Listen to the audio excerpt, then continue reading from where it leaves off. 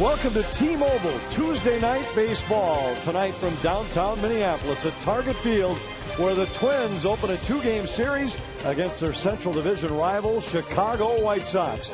And the matchup on the mound tonight, Tommy Milone will go for the Twins, looking for his first win as a Twin. He's 0-1 in 4 starts with Minnesota, but he has pitched very well against Chicago. Tonight the Sox will counter with Hector Noesi. 2-4 on the road this season, 8-9 overall, as these two go toe-to-toe in the opener at Target Field. I'm Anthony LaPanta. Welcome for a perfect night for baseball in downtown Minneapolis between these two clubs battling to get out of last place in the American League Central. The Sox lead the Twins by 2 games coming into play tonight. But Minnesota has been one of the highest scoring teams in baseball lately. Joe Mauer's been a big reason why. 3 for 4 with a triple and 4 runs batted in Baltimore yesterday. Mauer's driven in 29 in his last 33 games. Jose Abreu not in the starting lineup tonight for Chicago, but a leading candidate for the Rookie of the Year with a .320 average and 33 home runs. Meanwhile, Minnesota has a hot-hitting rookie as well. Danny Santana trying to become the first Twins rookie since Ben Revere to collect 100 hits in a season. The Twins average 5.5 runs per game since August the 1st. That's the most in baseball by a full half a run. Nobody else over 5 runs per night. The Twins look to keep that rolling at Target Field tonight. It's the opening game of the series between the Twins and the White Sox. And up next, we'll take a look at the impact the rookies have had on these two lineups.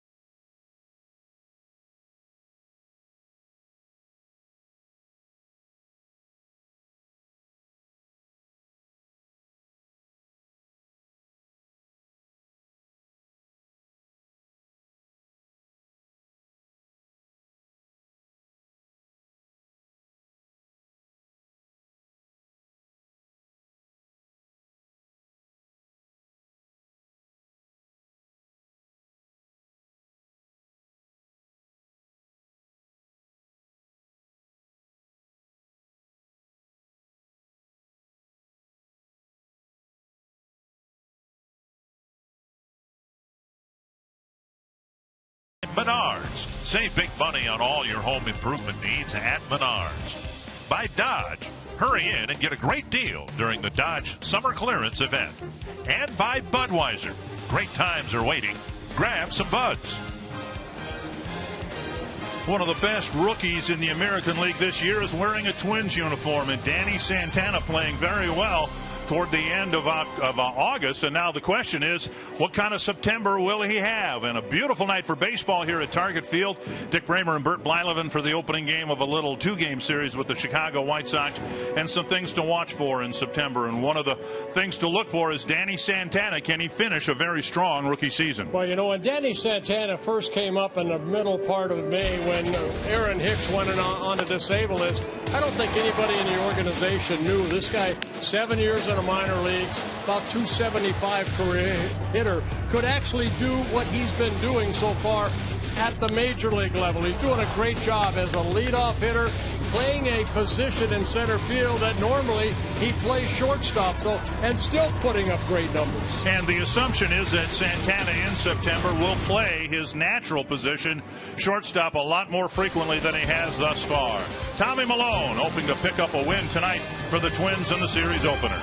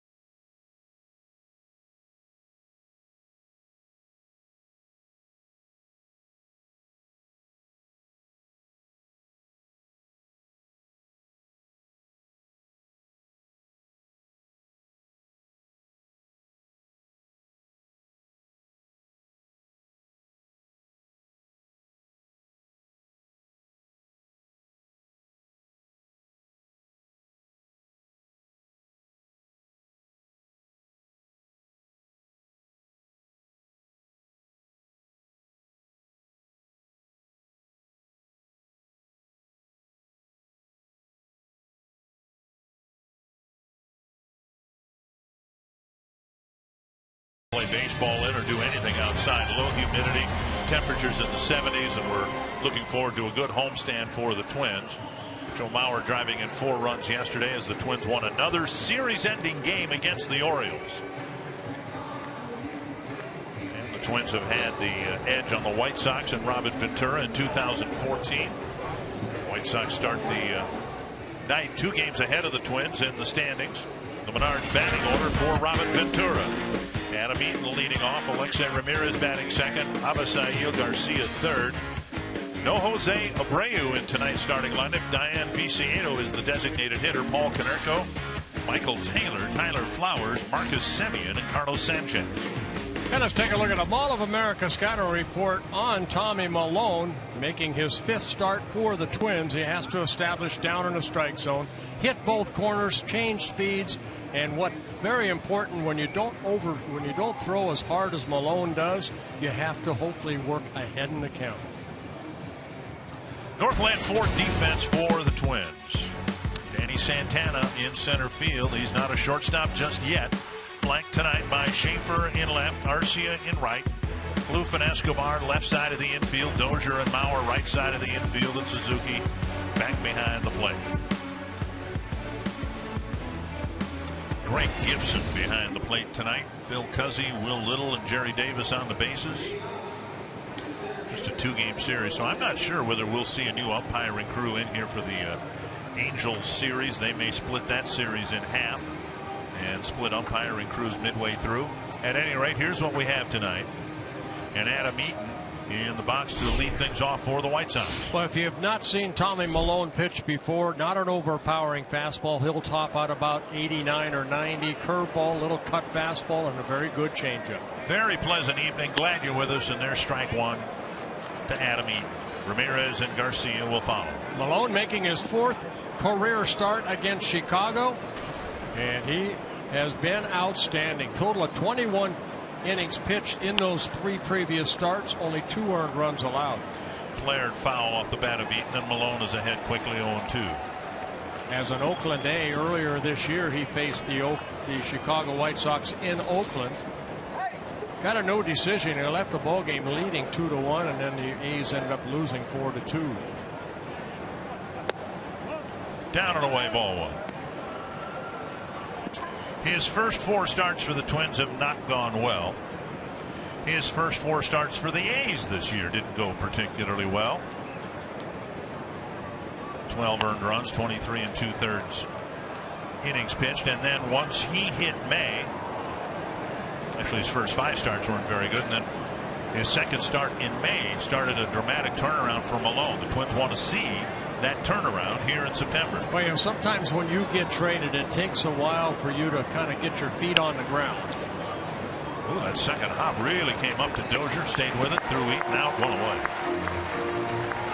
There's a lot of things going through your mind when you get traded. Of course, if you have family, you have to situate them. You know, you kind of do a lot of things that you're not accustomed to, living out of a hotel rather than, you know, just when your team goes on the road, but all the time now. Get used to new teammates. 1 down. Here's Alexei Ramirez.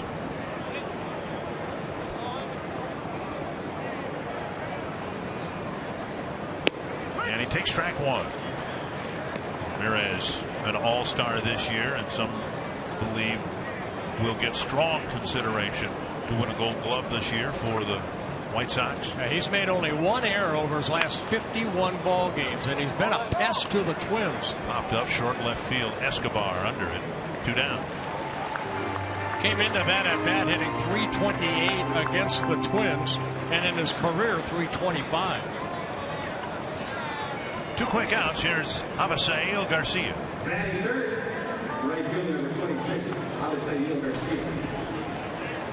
Garcia just off the disabled list. At one point, the White Sox weren't sure he was going to play at all after suffering an injury early in the season, but he's back. Yeah, he dove for a ball in Chicago, tore a labrum in his left shoulder, had shoulder surgery, then activated on August 16th. And Milone starts him with a strike. Garcia in his 2nd season with the White Sox. First came with the Tigers up to the big leagues in 2012. Missing the inside corner.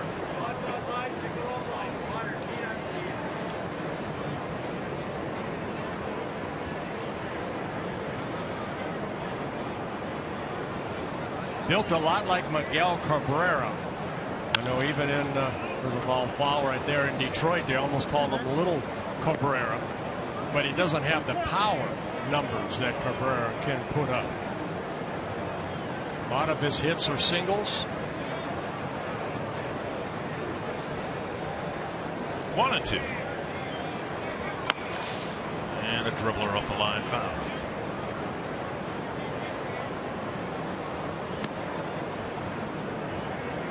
Six games for the Twins in the homestand. Milone figures to make 2 of the starts tonight against the White Sox, and then the homestand finale probably against the Angels. And that got him in the face. Fouled off the area around home plate. It came right up and got him. And Greg Gibson looking into the Chicago dugout. Here comes Herm Schneider. Herm Schneider been a trainer, the head trainer for the Chicago White Sox for many years. Oh boy, in the right eye. Yep. Although Schneider's working around the mouth area.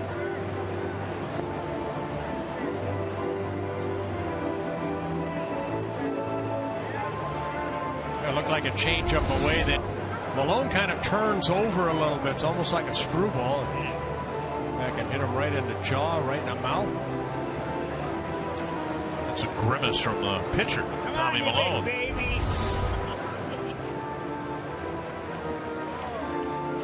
Looks like he's all right. Garcia, just 23 years old, from Venezuela, signed by the Tigers as a free agent back in 2007.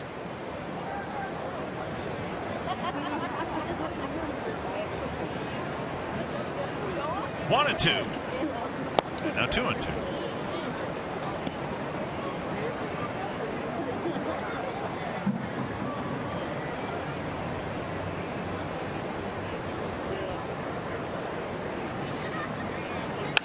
Popped up. A foul ball. Mauer with room. Makes the play. Good inning for Tommy Malone. Sets the White Sox down 1-2-3.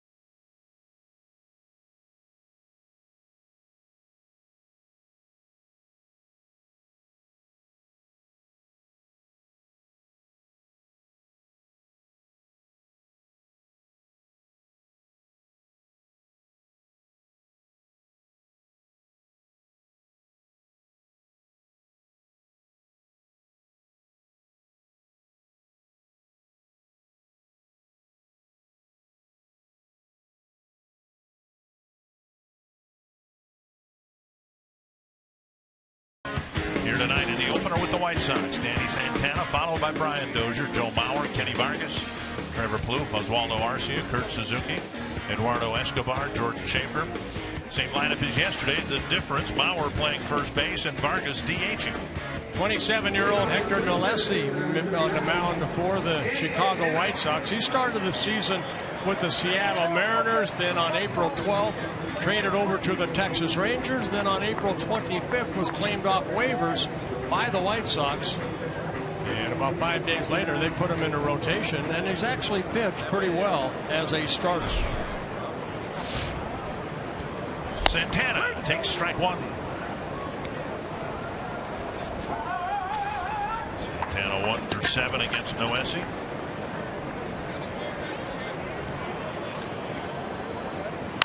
Slap foul 0-2. Yeah, Noesi with a fastball 91 to 94 in that range. A tight slurve type breaking ball and a changeup. Came up with the Yankees in 2011, so the White Sox his fourth different team to pitch for. A lot of relief appearances, now getting a chance to start. 2 strikes to Santana. And a hard ground ball into right field. Santana has an opening base hit. Santana's aboard to start the first inning. That'll bring up Brian Dozier. Northland Ford defense for the White Sox. Some new names out there. Michael Taylor, former Oakland A outfielder, now playing left field in his White Sox debut. Adam Eaton in center. Garcia in right. Marcus Semien at third base. Ramirez Sanchez, their new second baseman, in for Beckham. Good to see Paul Konerko at first base, playing in his final year with the White Sox. The next 2 games will be his final games here in Minnesota. Brian Dozier.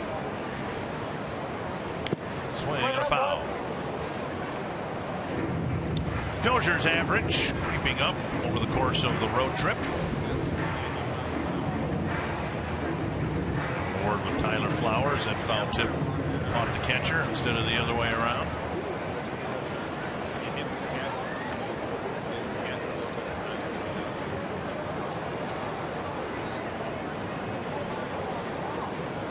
One strike to Dozier.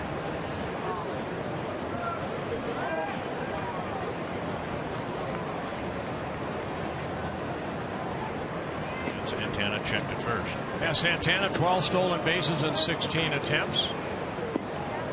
And OSE, there have been 5 stolen bases, successful stolen bases in 7 attempts.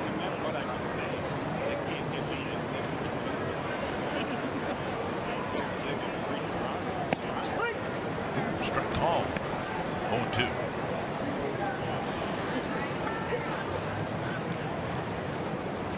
OSE his third start against the Twins, and they've both been okay.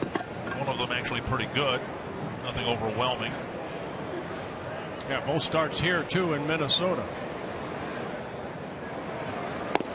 Outside, 1-2. His first start came June 20th. They got a no decision. Twins ended up winning that ball game 5-4, and then on July 24th, he beat Phil Hughes 5-2 here. Well, he's 1-0 this year with a 3.68 earned run average.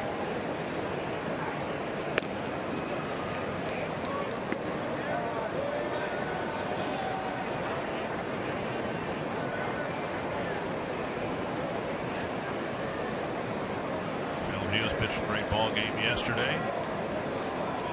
Glenn Perkins saved it. We're going to get a chance to talk to Phil a little bit here. Now 2-2 to Dozier. Scotty Alger, the third base coach, going through signs. If the Twins maybe put a little hit and run on here. Get one of the middle infielders maybe moving a little bit.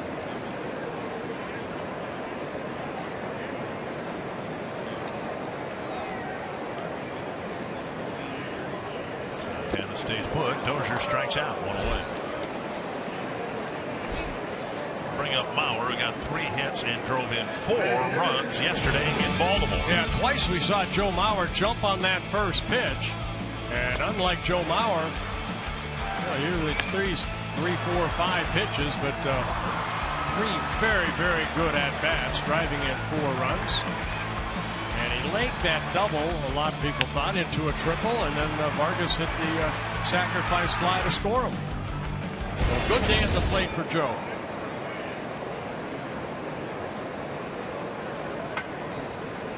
Santana bluffs and takes, or Mauer takes strike 1. Santana took a couple of hard steps. Might have seen Noese deliver the ball very quickly to the plate and aborted what might have been a stolen base. Yeah, Noese seems to be pretty quick home, and that's what maybe Paul Molitor's talking to Santana about. Doesn't bring that left knee up very far. Tries the outside corner again, but misses. 1-1. Mauer 3 for 10 lifetime against Noese with a double.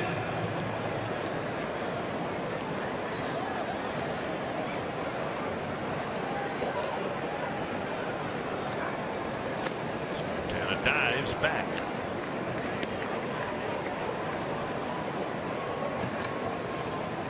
Tell you what, Garcia out in right field. Look at all that room down that into right field. Really shading him into right center. It's about as far as Will Myers was playing when we played the Tampa Bay Rays.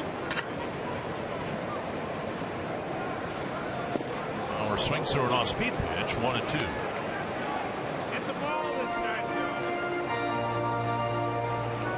Joe. A lot of times we'll see that left fielder even closer to that left field line with Joe hitting, because he does hit so many balls down that left field line. Taylor playing about even up.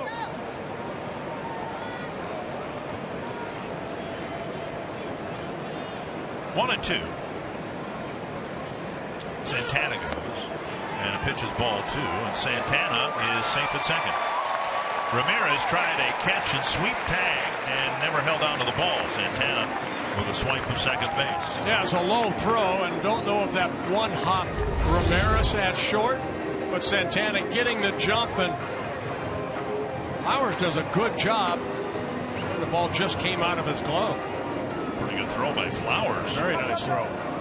But Santana gets into second base on his 13th stolen base. 2-2. Come on, Flowers. Quit wasting time.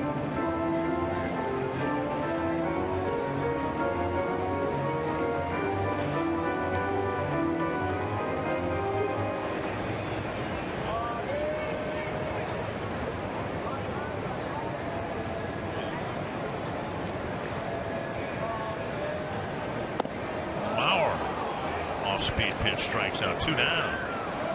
Leave the RBI business to Kenny Vargas. Again, looks like he pulled the string, and that ball had some tail on it. Down and away, you see the rotation, almost like a Gibson sinker.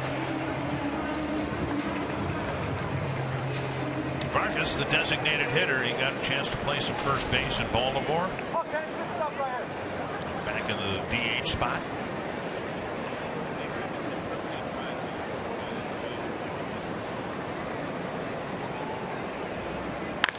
Launched to right.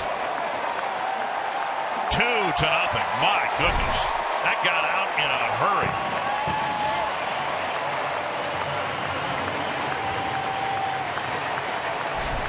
Off the facing of the second deck. And Vargas puts the Twins up 2-0. And that was a no-doubter. My, oh my. He didn't waste any time, jumped on that first pitch and hit a line drive home run. See the strength that he can generate with that bat speed and that uppercut swing. 2-0 Twins lead. Vargas hits his 5th home run, all of them from the left side of the plate. And now Trevor Plouffe. Outside, ball 1. So the rookies, Santana and Vargas, combined for a couple of runs here in the first inning. Plouffe drives it deep down the left field line. Foul. And it's 1-1. Trevor had a good series in Baltimore.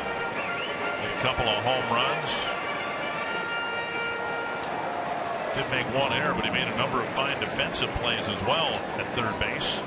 At Camden Yards.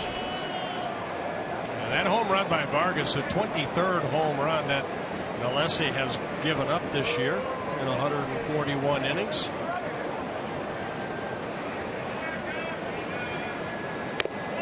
Missing inside, 2-1.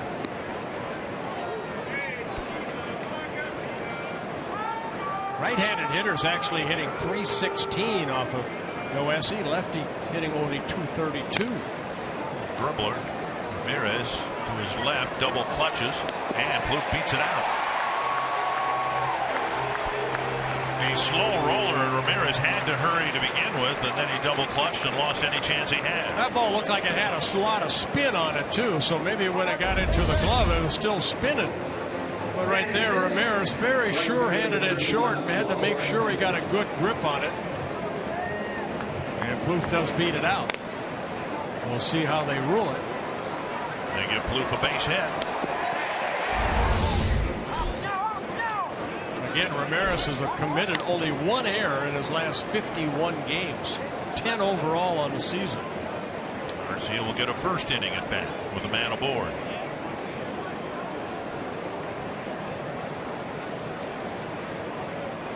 Check swing and called strike.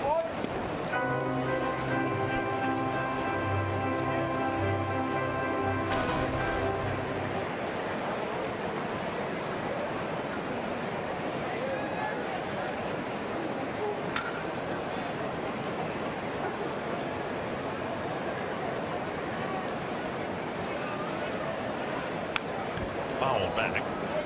0-2. Messi coming off a very good start in Chicago in his last start on August 27th against the Cleveland Indians. Ended up winning that ball game, worked 7 innings, gave up only a couple earned runs.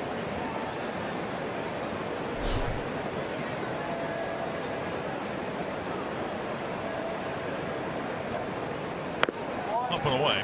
Looks like Arce is going to have about the same number of at-bats as he had last year in his rookie season. 351. He has 296 now. There are more outfielders around, so we would expect to see some other players out in right field other than Arce. Well, he's actually, as far as home run and RBI, he's right where he is right now. 14 home runs, driven in 43 runs.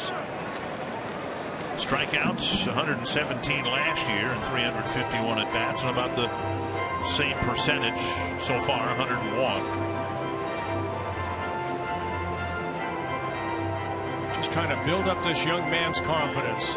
6 years in the Twins system in the minor leagues, a .314 career hitter. 2-2. Facing another pull shift here in his first inning at bat.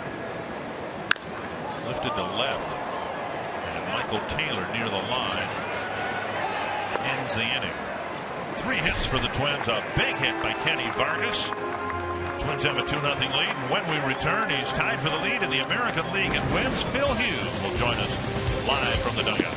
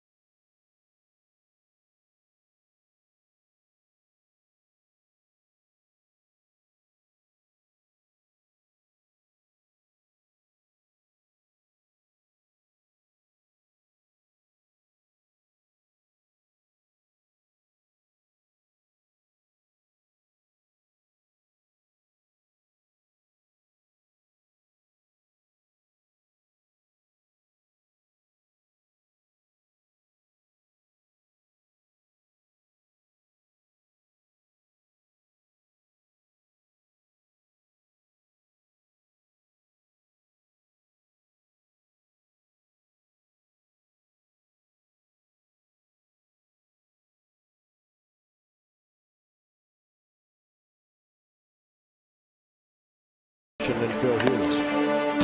Already gone on 3 pitches.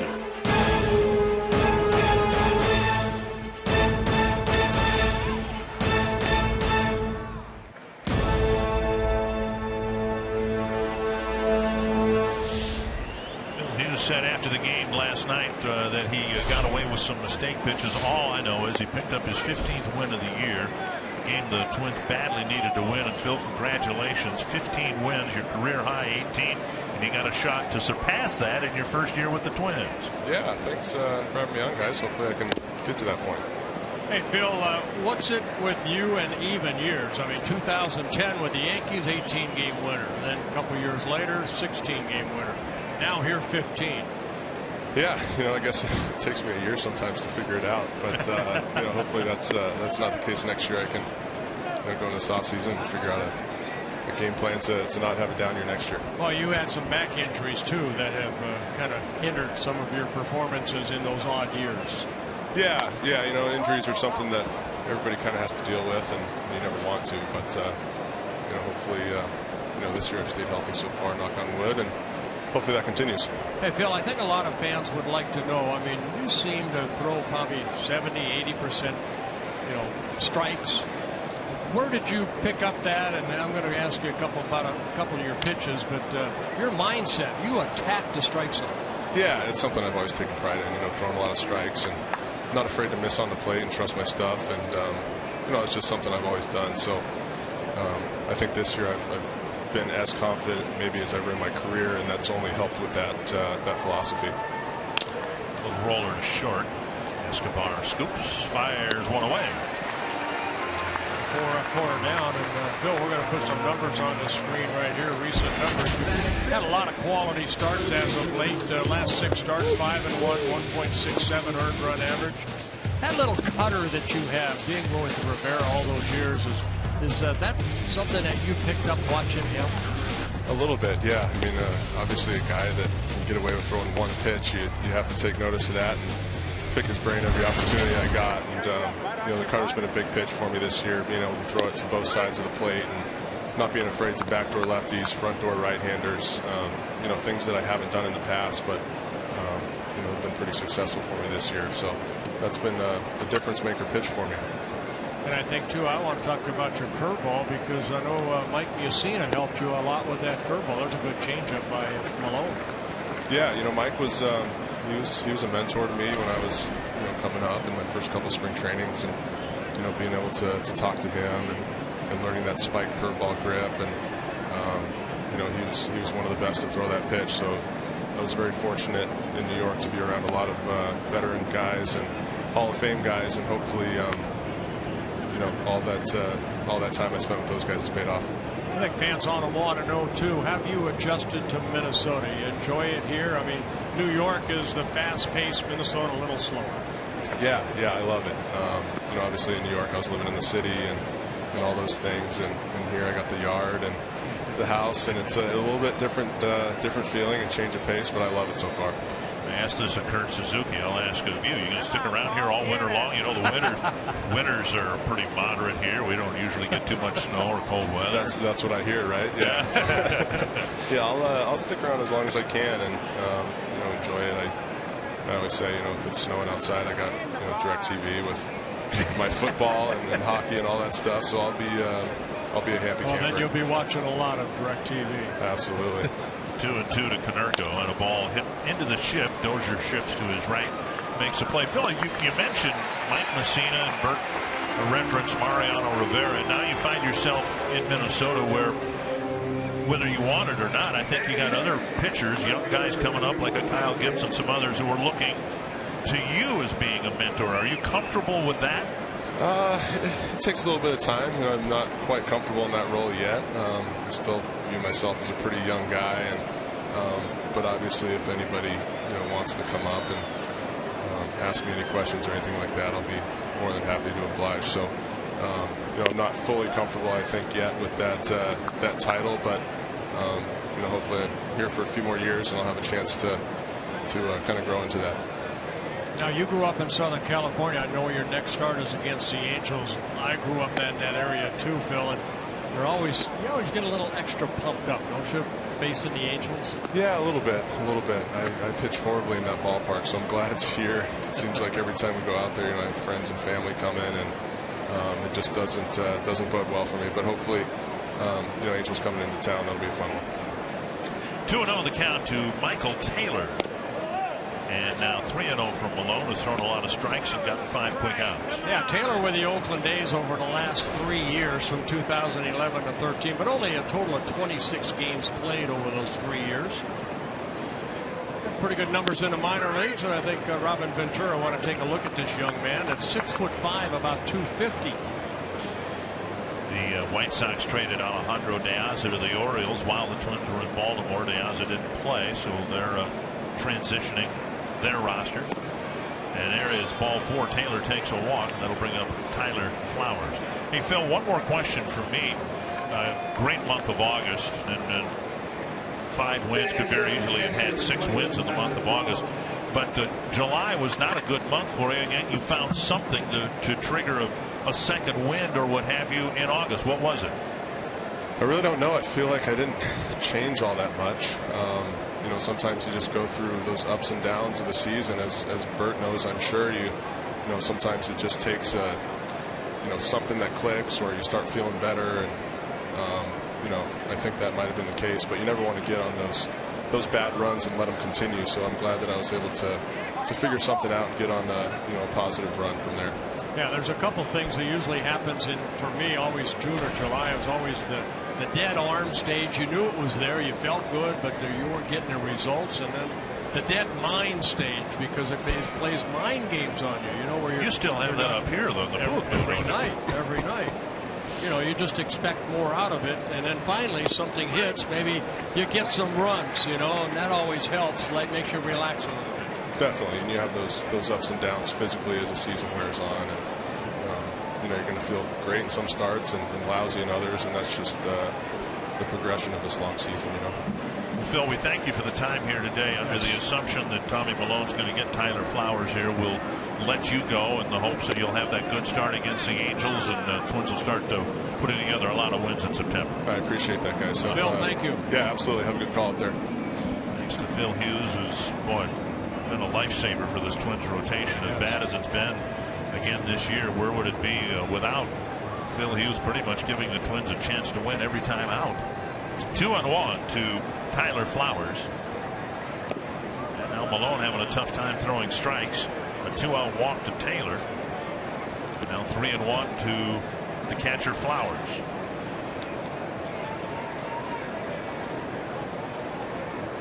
Flowers 0 for 8 with 5 strikeouts against Malone. He wants to throw him strikes. You don't want to make a mistake right here, because Flowers has very good power. So he needs to continue to keep the ball down. Suzuki's glove. To center. Chased by Santana. He won't catch it. And that's gone. A game-tying home run. There's that power. He left the ball up. And Flowers with his 11th home run of the year. A 2-out walk, and then falling behind a power hitter, and it's 2 apiece. 4th home run that Malone has allowed in now 5 starts for the Twins. But see the fastball right there, almost a batting practice type fastball, and Flowers did not miss it. He's not going to hit for high average, Flowers, but he does create a lot of power. A couple of long home runs to get this homestand started. Here's Marcus Semien. And Malone gets ahead, strike 1.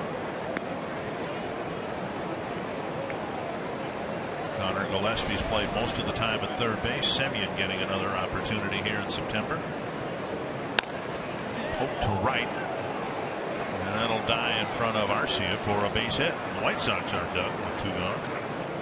Number 9 batter Carlos Sanchez comes to the plate.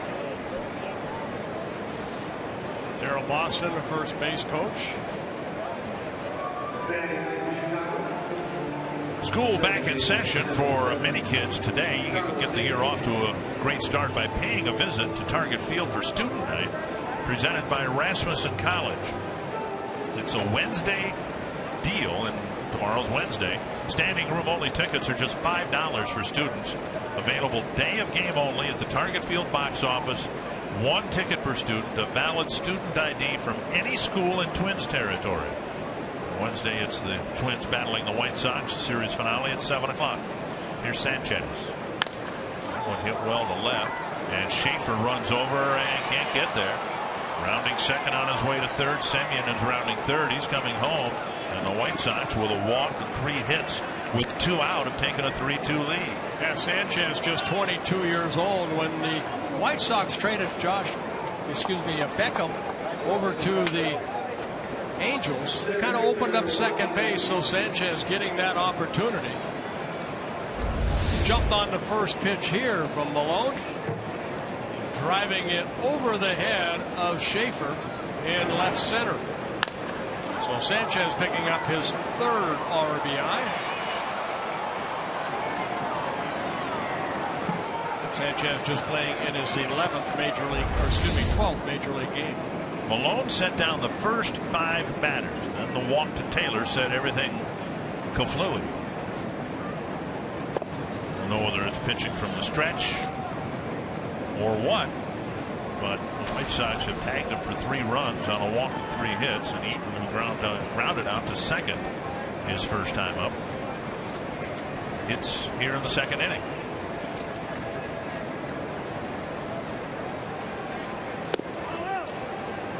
outside 2-0.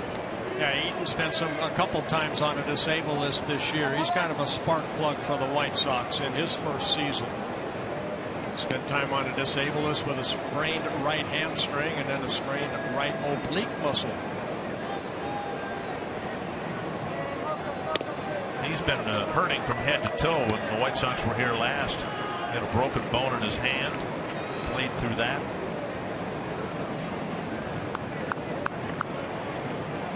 Two and one.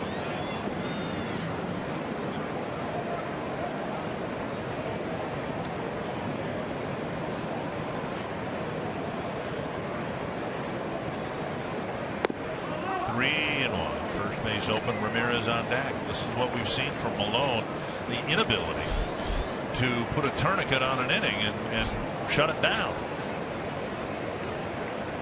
Falling behind an account with not overpowering stuff, you're asking for trouble.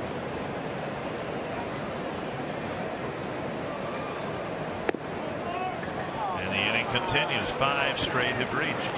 And Ramirez to the plate. Rick Anderson with a second inning trip to the mound. A quick trip from Rick Anderson.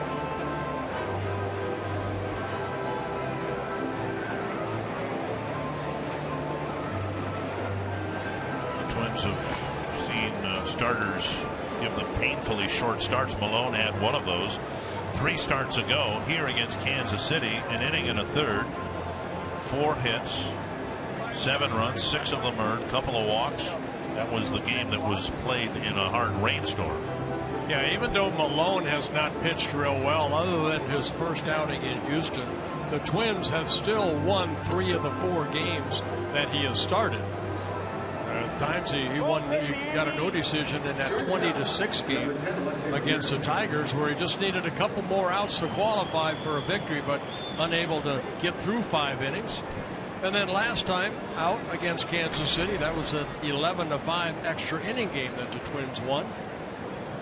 Here's Ramirez, popped up to short left. Escobar caught it. There's an off-speed pitch and a swinging strike.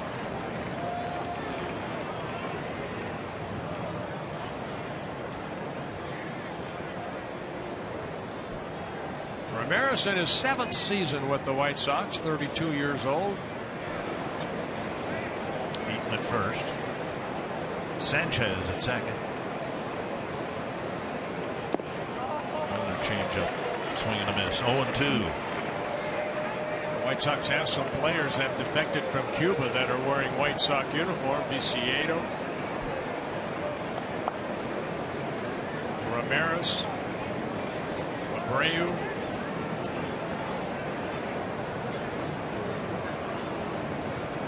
Two strikes. See Ramirez right on top of the plate. You got a nice thing going on in Chicago with Ramirez and Abreu. They both credit the other for helping them. Ramirez, the major league veteran, has helped Abreu, and Ramirez says, you know, Abreu having somebody to associate with on and off the field has really helped him have perhaps his finest season. 2 strikes. Ball chipped down the line and out of the reach of Bauer into the seats.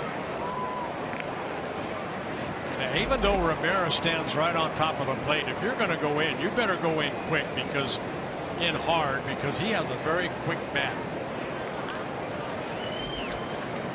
Again, he's kind of been a Twins killer over his career. 16 of his 97 career home runs have come against the Twins. You see where he stands in the box. Hitting .284 on the season, with .328 against the Twins.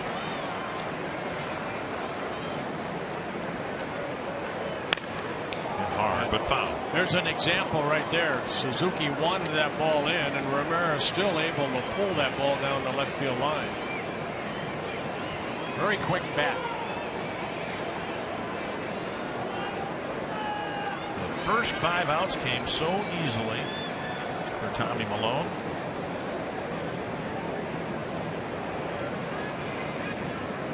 Close to 50 pitches here, and he's still looking for the 6th out.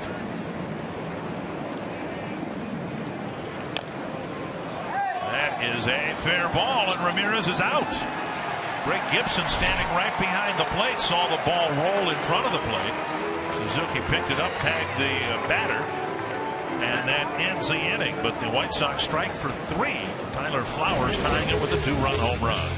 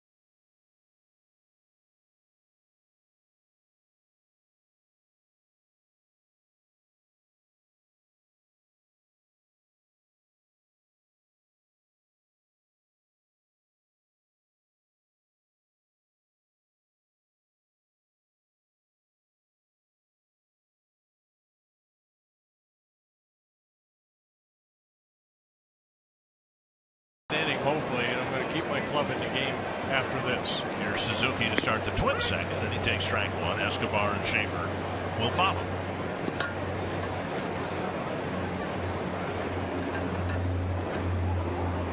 Twins have added Josmiel Pinto, Chris Herman with the September call-ups. Suzuki to right. Garcia coming in, makes the catch, 1 away. And with 1 out on the bottom of the second, let's go to Marty Gellner. Now the roster looks a little bit different today, Dick, with those 8 September call-ups. Ron Gardenhire said today that he tried to go to each and every player to welcome them, to congratulate them, to tell them that his office door is open should they have any questions for him or his staff. He also said that it's challenging to find innings and time for some of these guys, but he said they're here for a reason and we want to use them for a reason. They're not here to sit for a month. Dick and Bert, there's a lot of potential for opportunities on that bench over the next month. Yeah, thank you, Marty. You know what? And then I look in the bullpen. I got 12 names in that bullpen, and the way the starters have been going, you know, all these guys are going to get some work. Roller up the middle, and Escobar, who had a hitless series in Baltimore, gets a single in his first at bat of the White Sox series. I thought the Orioles did a good job of Escobar pitching him up in the strike zone right here. A former Chicago White Sox hand. Escobar kind of smiling at some of his teammates, but got a breaking ball, hit it right back up the middle. Twins get their 4th hit. Some have struggled with the fastball, but here a breaking ball. That'll bring up Jordan Schaefer, who drew an awfully big walk right after the Twins had dishearteningly given up a 3-0 lead in the bottom of the 7th. Was Schaefer's leadoff walk set the stage for a 3-run top of the 8th inning. Yeah, Schaefer took an 0 for yesterday. That stopped an 11-game hitting streak that he was on, a career high. Hopefully he can start a new one here today.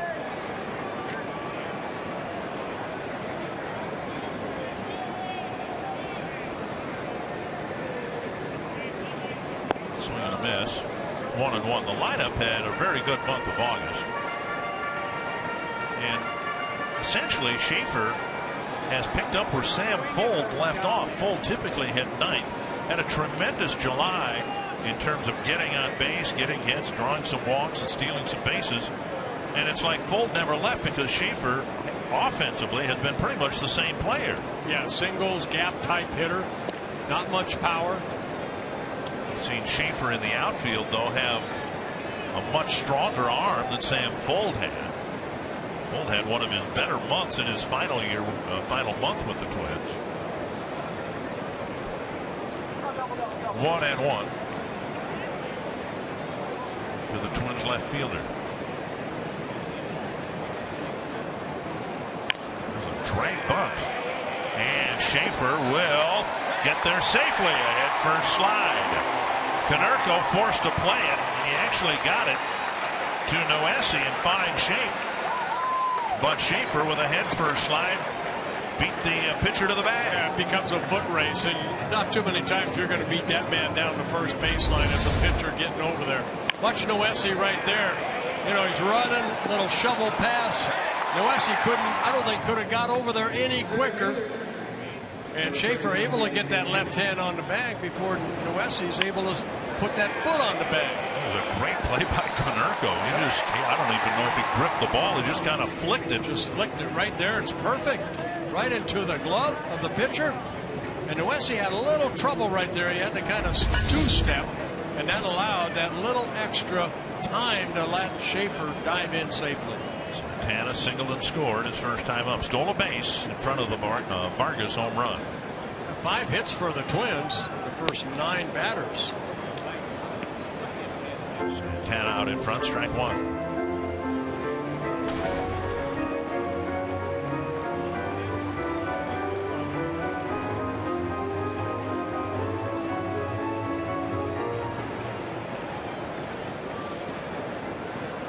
The right fielder for the White Sox playing over in the gap and shallow.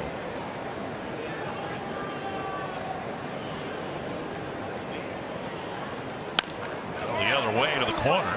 Taylor chasing it, can't get there. Santana has another hit. He's tied the game.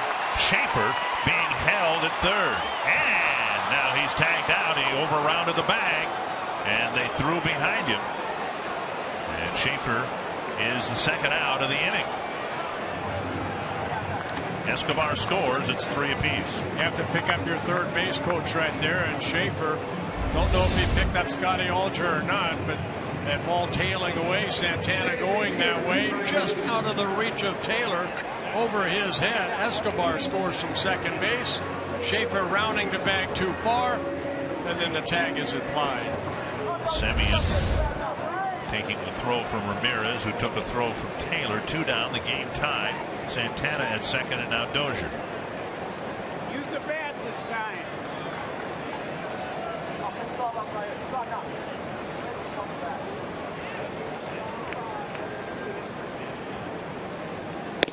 Strike on the outside corner. Well, you see Scotty Alger right there. He's telling him to stop right there, but I think by the time Schaefer looked up, it was too late. He already had rounded the bag. Scotty gave him plenty of time. And another one on the outside corner, 0-2.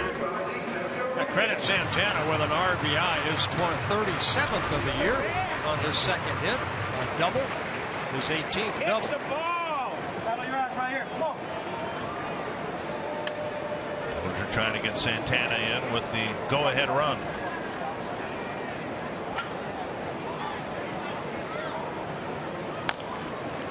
Up the line foul. Scotty Alger with the honors. Time for you to tweet your photo using #NorthVanPhoto. A chance to have it shown in an upcoming game broadcast. Brought to you by AT&T.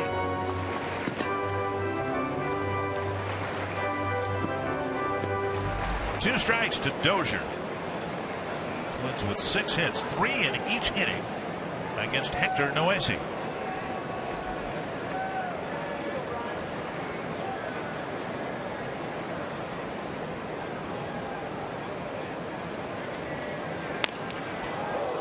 Foul right over the head of the third base coach off the tarp.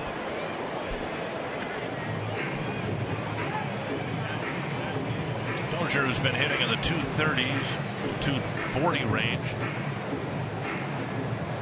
most of the season, trying to get the average up into the 250s. Yeah, last year he hit 244 in 147 games. He led the club in home runs.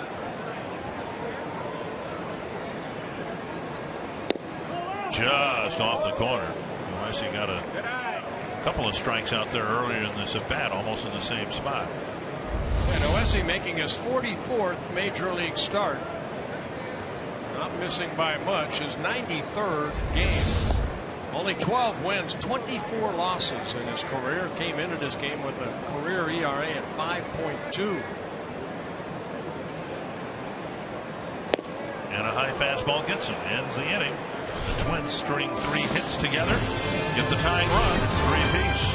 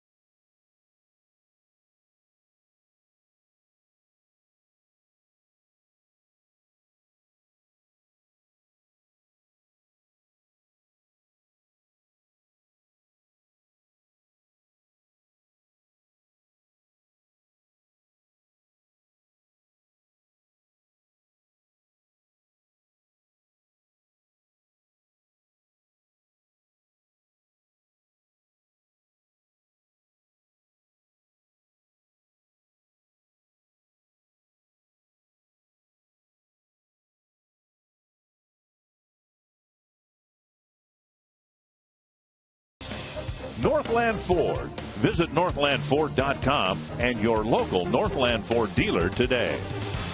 And by Grand Casino. The best stories start here. For Tommy Malone to get back to work, he had a rough ending to the second inning and now needs to show that there's life after a bad inning and put together a few good ones. Now you look at it as a 0-0 ball game, 7-inning game right here. Malone hopefully will be like he was in the first inning when we tied the White Sox in order. Garcia leading it off. First pitch down the line into the right field corner. Garcia will get an extra base hit. And he'll be held at second base with a first pitch double in the third.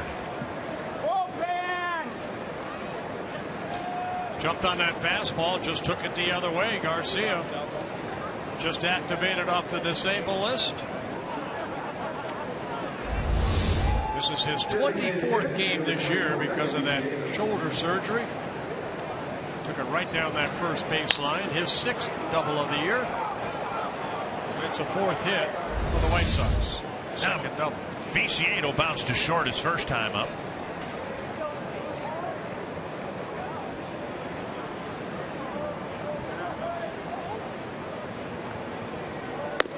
Pitches up, ball 1. A couple days ago, the White Sox traded Adam Dunn to the A's. So the DH at bats will go in part to Viciedo.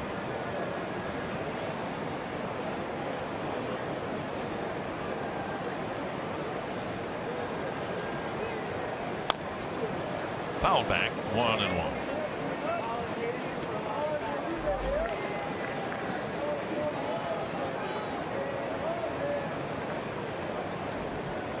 Viciedo just 25 years old.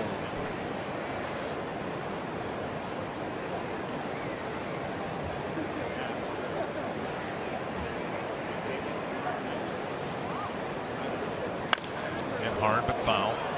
Loud strike, 1-2.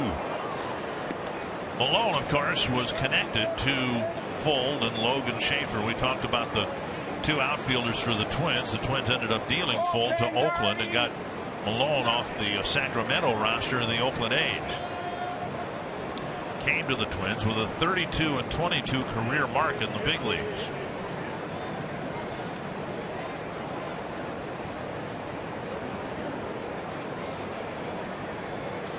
Nice stop by Suzuki, and that makes Malone now the second biggest major league winner on the Twins in the Twins starting rotation. You got Phil Hughes and Tommy Malone, and then Kyle Gibson.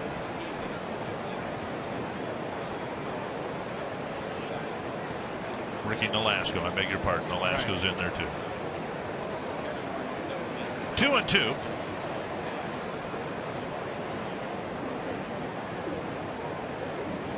And that's his strikeout pitch. A changeup that drifted outside, one away. And the first strikeout for Malone. Tonight's Cold Hard Facts brought to you by Frost Brewed Coors Light, the active home run leaders against the Twins. Paul Konerko, let's hope his career ends at 50. And Miguel Cabrera, Curtis Granderson, Victor Martinez. Twins are going to honor Konerko tomorrow before the game. 439 career home runs. Again, 50 of those against the Twins. 9 for 20 so far this year against the Twins. Always a good hitter. Career .286 hitter also against the Twins. Ball one. Konerko hit one up the middle, but Dozier was playing there, threw him out for the second out of the second inning. That's when the trouble began with the walk to Taylor that came right after Konerko's at bat. Swing and a miss, 1-1. 16 seasons with the White Sox. You see where he ranks. A lot of games played, a lot of hits, a lot of home runs. And he's driven in a lot of big runs for the White Sox over the 16 years.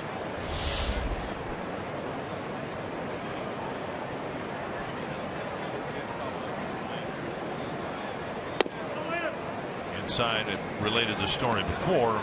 We were in Chicago a few weeks ago and spent a little time with Konerko, congratulating him on his great career, wishing him the best in retirement. And I said, you know, you broke Twins fans' hearts so many times. And he said it, not boasting, but he said, it was my pleasure.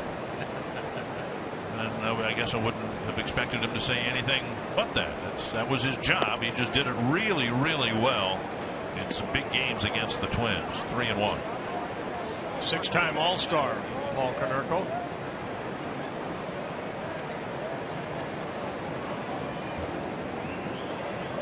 Malone has a base open and Michael Taylor on deck.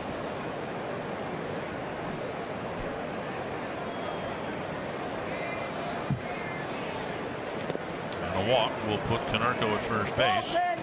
Runners at first and second with one away. That's a third walk for Malone. Saturday, an MLB doubleheader. The Giants taking on the Tigers. Both teams look to keep pace in their playoff races. Then the American League Central leading Royals take on the Yankees. A game you can only see at Fox Sports 1. It all begins Saturday at 11:30 a.m. Central on Fox and continues at 3 p.m. Central on Fox Sports 1. Streaming live on Fox Sports Go. Here's Taylor. Malone had a tough time throwing him strikes. Issued a 2-out walk, and Flowers homered. 2 more hits followed, and the Twins were behind. That floats over, strike 1.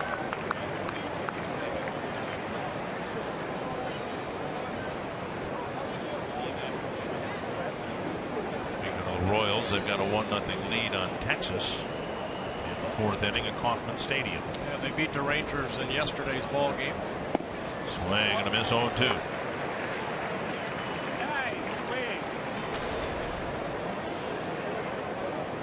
Malone, one of those guys, the White Sox had a guy, Mark Burley, for many, many years. They seem to rely on the over-aggressiveness of the hitter. But don't you, to do that, have to throw strike 1. Get the hitter in an aggressive frame of mind. and then nibble, and that's what left-handers can get away with.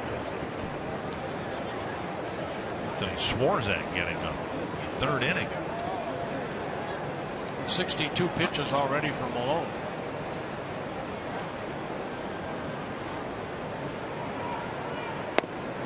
And he got him to swing at a pitch a foot and a half outside. Same way he got Viciado to strike out. Malone picking up the second.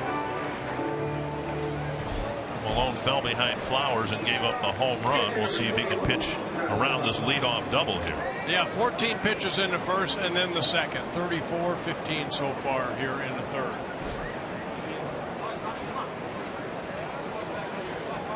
Malone fell behind Flowers 3-1, and then Flowers cranked one into the bullpen to tie the game.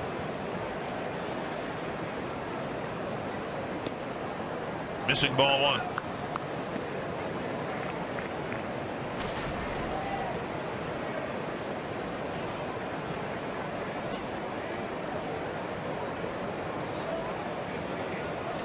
First pitch of the inning was whacked for a double by Garcia. He's still standing at second base. Fouled away, 1-1. Well, when the White Sox traded A.J. Pierzynski away, it kind of opened up the opportunity for Flowers to take off and be the everyday catcher. Last year, he hit only 195, ended up having shoulder surgery in September. Comes into this ball game hitting .238, hit his 11th home run of the year.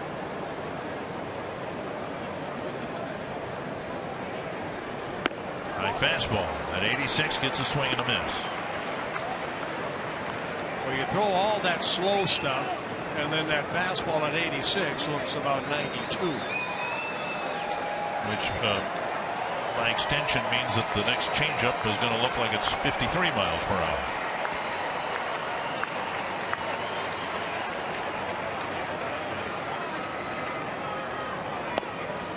Flowers is a catcher. He knows what the game is here, and he took it for a ball. 2-2.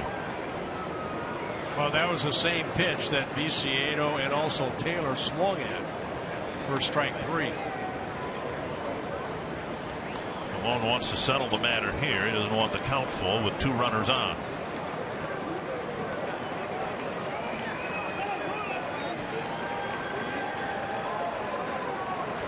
I have not seen a lot of breaking balls. The curveball.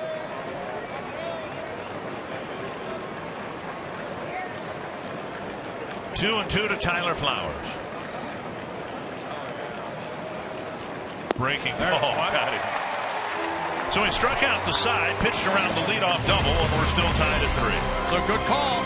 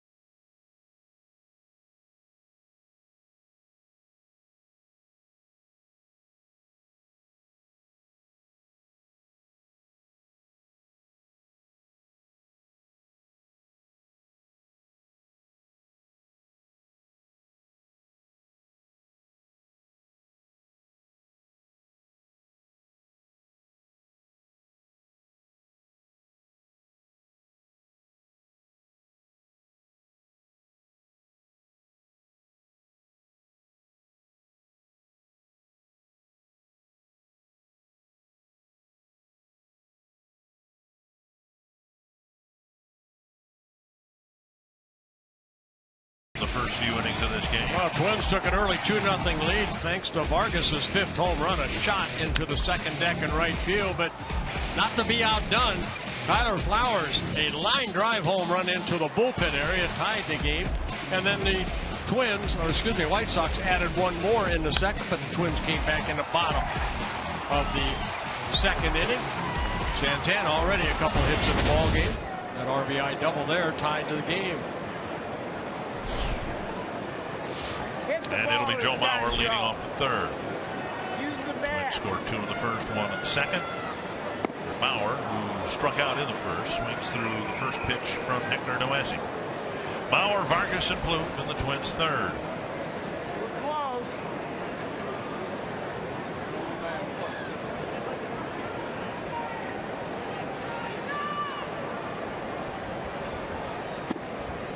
One and one. Two teams battling for 4th place. Doesn't quite have the luster it did when they were battling for 1st place this time of the year a few years ago. Indians trying to get a game closer to Detroit. It's 2-1 Cleveland, top of the 6th inning at Progressive Field. 2-1. Good night, Joe.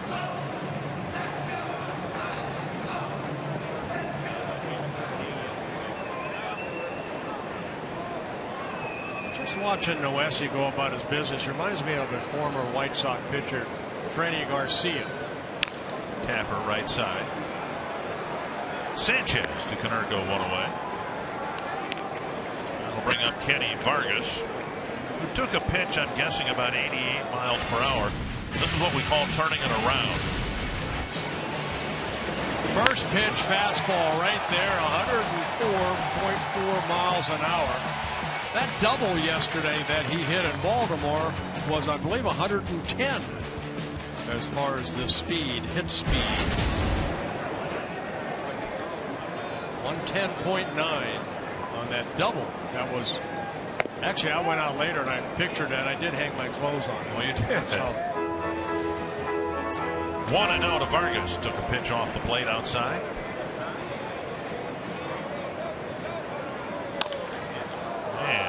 Play by Noesi, getting the glove down, 2 away. And that'll bring up Trevor Plouffe.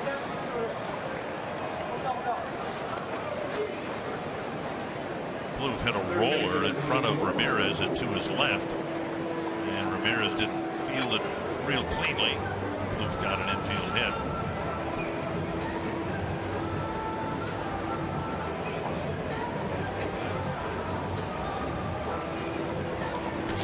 Average climbing as we roll into the final month of the regular season.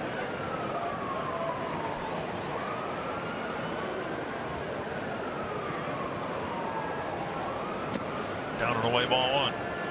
6 games in the homestand, 5 night games, and then a day game Sunday. 2 with Chicago, 4 with the Angels. Fastball on a strike.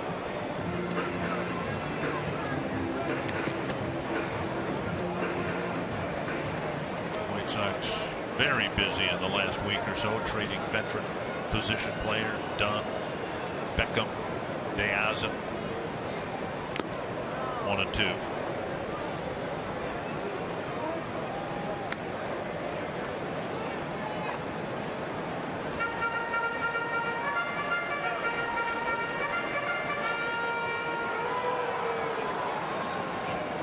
To the Twins' third baseman.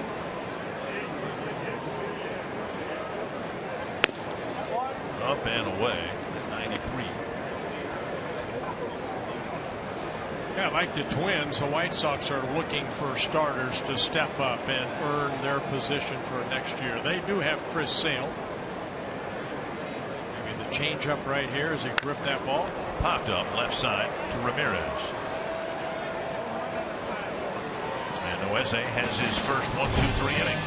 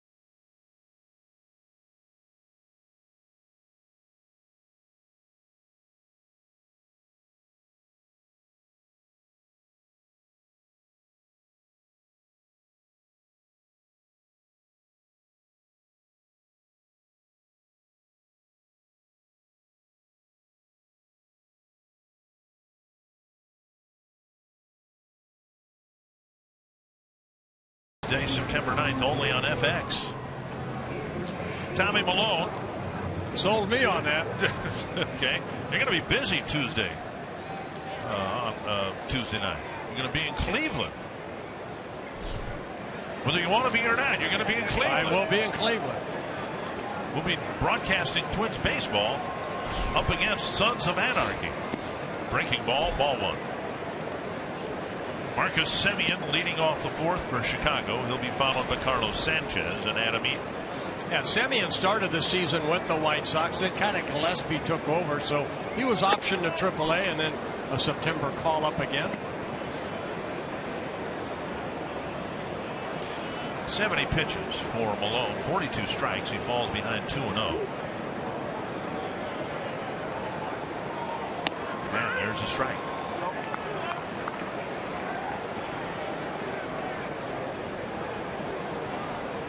Malone struck out the side in the third inning.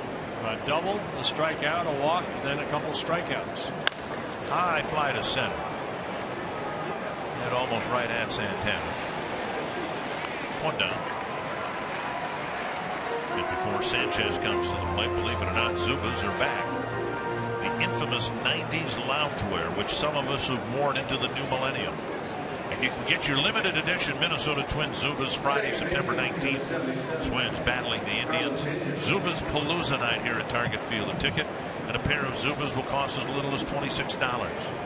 833 Twins. Ask for the special Zubas Palooza. Ticket offer or visit twinsbaseball.com Zubas/Zubas for tickets. That's what my family wanted to do with my old Zubas, slash them. But I have protected them. And you'll get some more. The good thing about Zubas, I don't know about that. I don't know if I'm going to get a pair. But the good thing about Zubas is they look as good now as they did 20 years ago. Right? Yeah, they're a good point. 1-1. 2-1. Sanchez drove a double out of the reach of Schaefer in left center field his first time up. Yeah, 75 pitches for Malone, 45 strikes.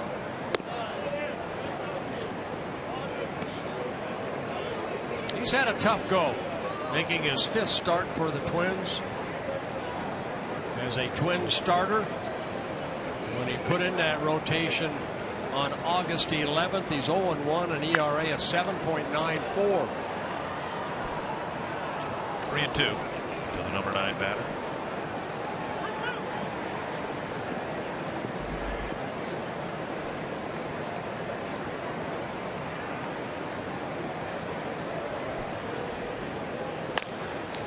Bounced through the right side.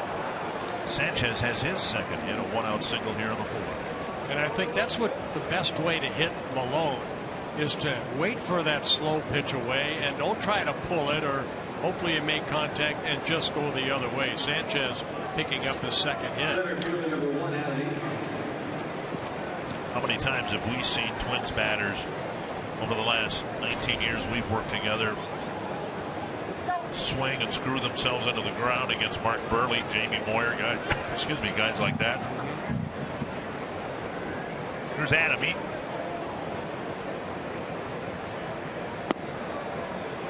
Inside, ball one. He bounced to second his first time up, walk, and the second.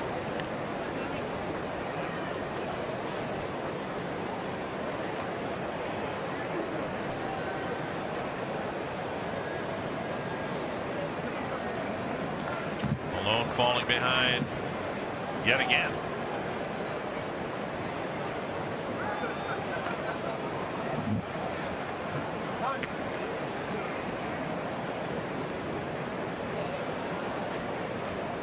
Twins with 60 wins, the White Sox with 62.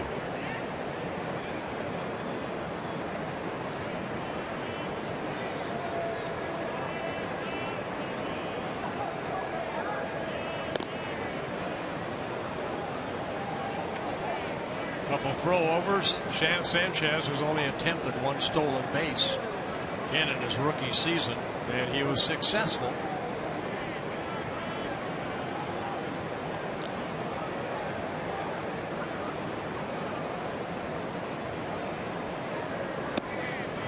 inside again, 2-0.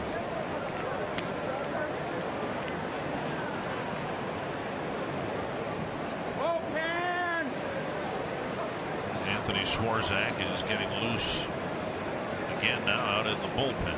I know a lot of pitches, but a lot of time in between pitches too.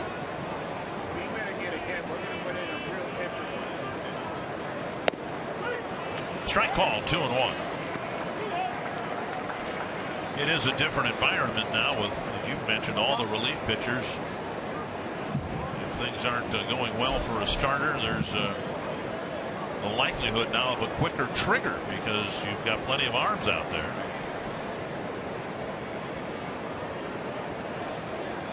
Malone just hasn't gotten into any kind of a rhythm after the 5th batter he faced. 5 batters in a row reached in the 2nd.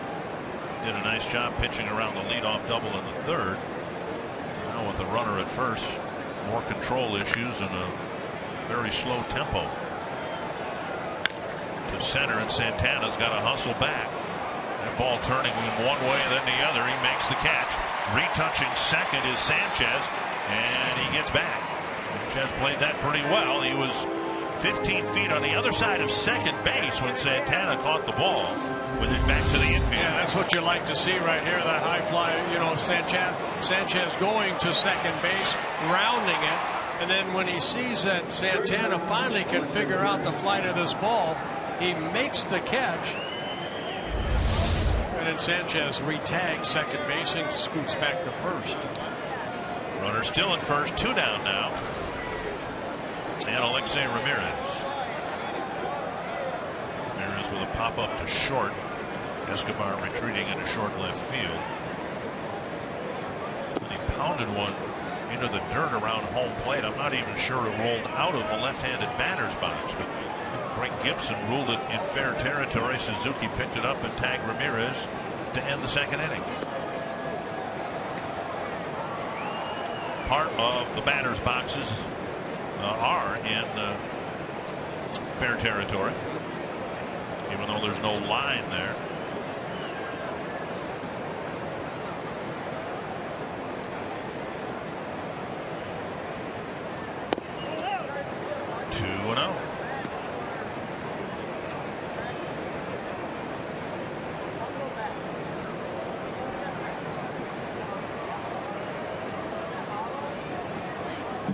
You mentioned Mark Burley. Mark Burley already would have a pitch going toward home plate already. That's true. Yeah.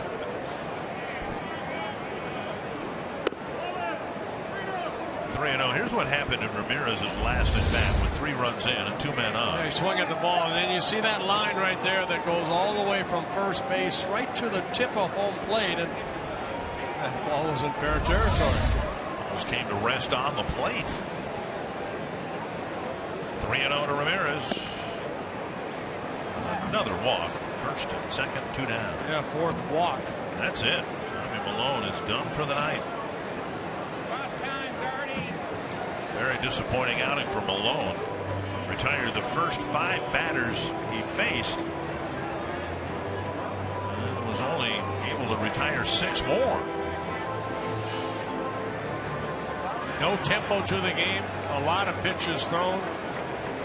Tommy Malone leaving here with 2 outs in the 4th inning. Anthony Swarzak will inherit a couple of runners with 2 outs.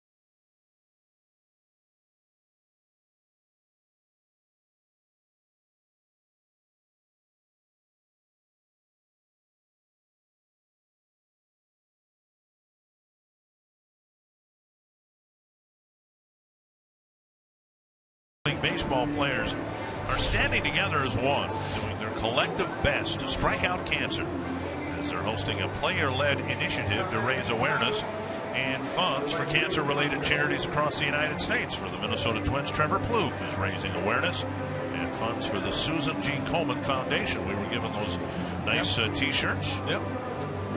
Has a backward K on it. Strike out cancer. Very nice. And a difficult situation here, but at least the bases aren't loaded for Anthony Swarzak. Twins, I think this year have set a record for making a pitching change with the bases loaded. Here, runners at first and second, and Garcia the batter. Yeah, Swarzak making his 44th appearance, his 43rd relief appearance. He had that start back in the middle of July when Kyle Gibson had some back issues. He started against the Cleveland Indians, ended up picking up the win.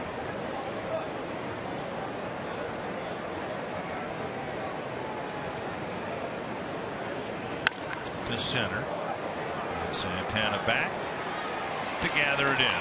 White Sox leave 2 more aboard. We're tied at 3. Stay tuned for this important message from Mesh Becher and Spence.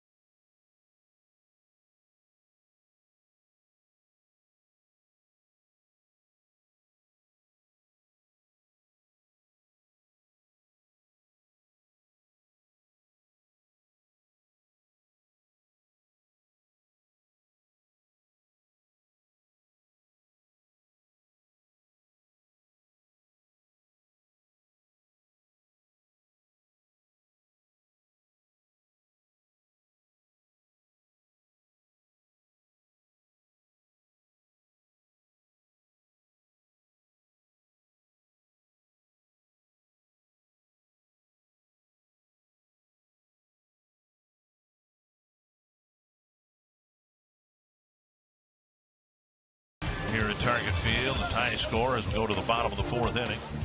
Oswaldo Arcia will lead off the 4th inning. That's what I was afraid of for the kids that had to go back to school today, that the weather would be perfect as it was today.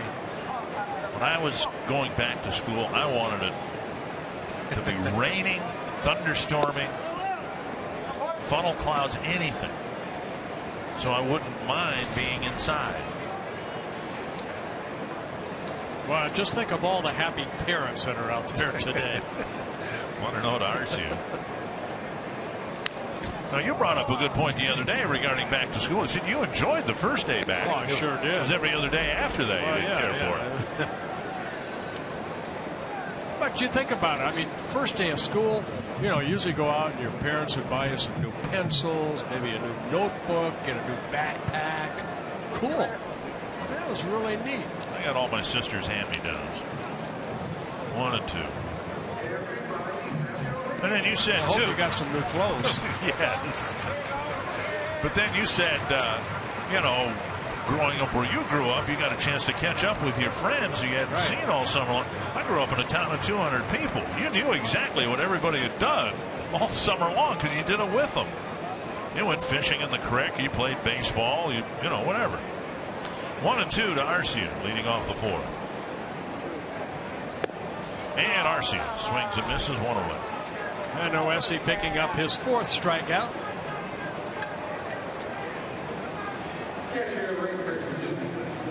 We have seen that fastball that has some good tail on it, an excellent tail right there by Oesi. good sinker. Suzuki hit a short fly ball to right his first time up.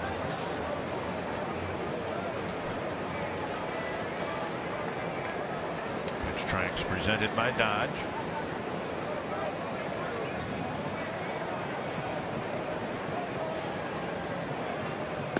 Strike one over the inside corner.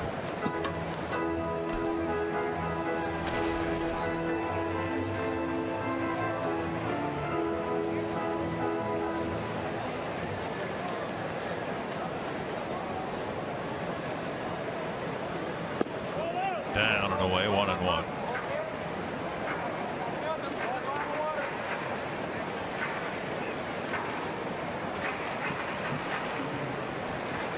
Moving that ball around in his glove, trying to find the right seams that maybe feel a little bit higher than other seams. Which you do. Sometimes you get a baseball and there's actually, it's like a shoehorn. Horseshoe. Or a horseshoe, but it actually, there are one side, sometimes the seams are a little bit higher than the other side. Now looks like the circle changeup. 2-1 to Suzuki. It's almost like that's what he knew he wanted to throw. Good sink on that changeup.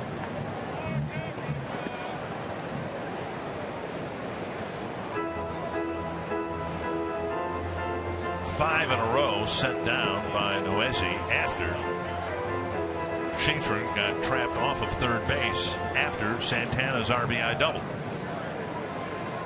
Dozier, Bauer, Vargas, Plouffe, and Arce have all been retired. No one's gotten the ball out of the infield.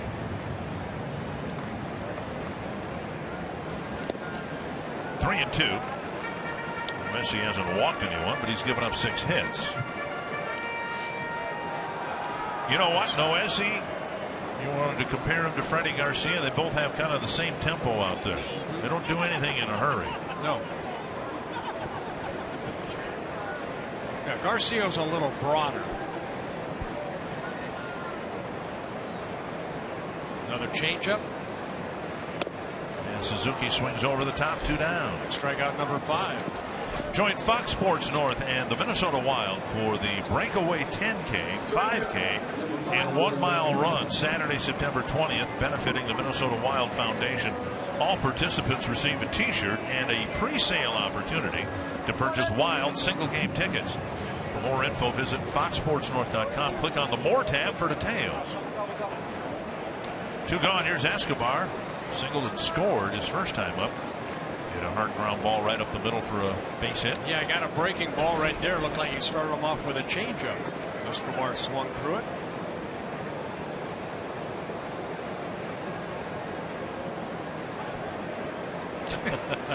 Umpire got it. Greg Gibson. A little insect removal.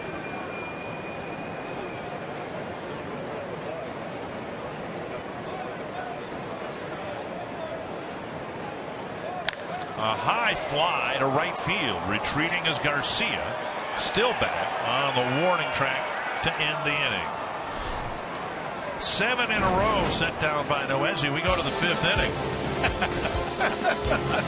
Tied at 3.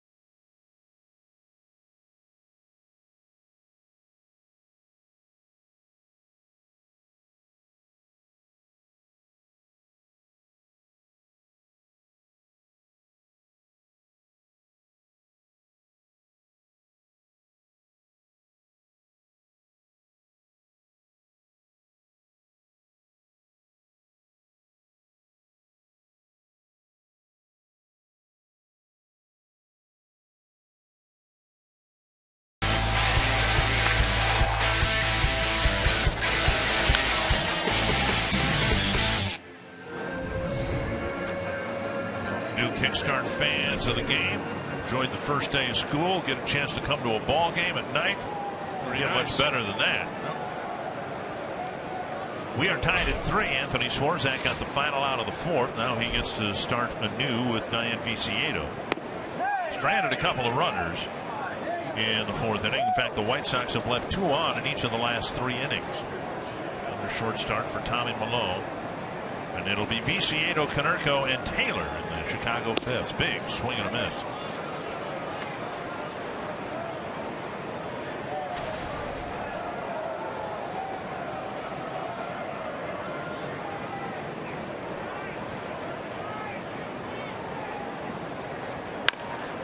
Hard to right field. Arcia play the carom, and Viciedo has a single off the wall.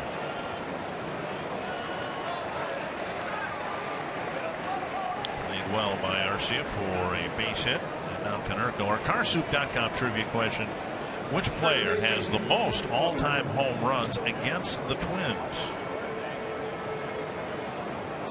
Could it be a guy who later played for the Twins? Yeah, that was a very nice play by Arcia, playing the carom to hold Viciedo only to a single. Now Swarzak can get a ground ball. He can get a double play. Konerko hit a ground ball in the 2nd inning. Then he walked in the 3rd. Off the plate, ball 1. Another candidate for the most home runs against the Twins, a guy who hit most of them, was a member of the White Sox, Frank Thomas, going into the Hall of Fame. He's on the list.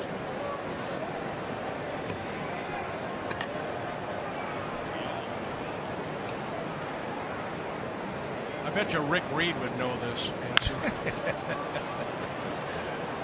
6 times in 1 year, Jim Thome hit a home run against Rick Reed. 6.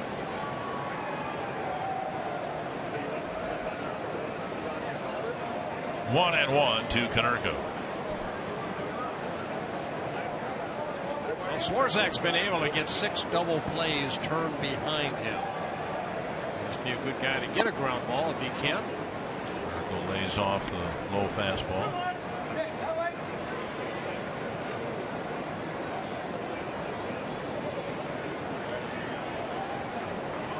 Konerko, 38 years old, originally the #1 pick by the Dodgers back in 1994. Scottsdale, Arizona. Chaparral High School. Went from the Dodgers to the Cincinnati Reds, and in 1999 came to Chicago.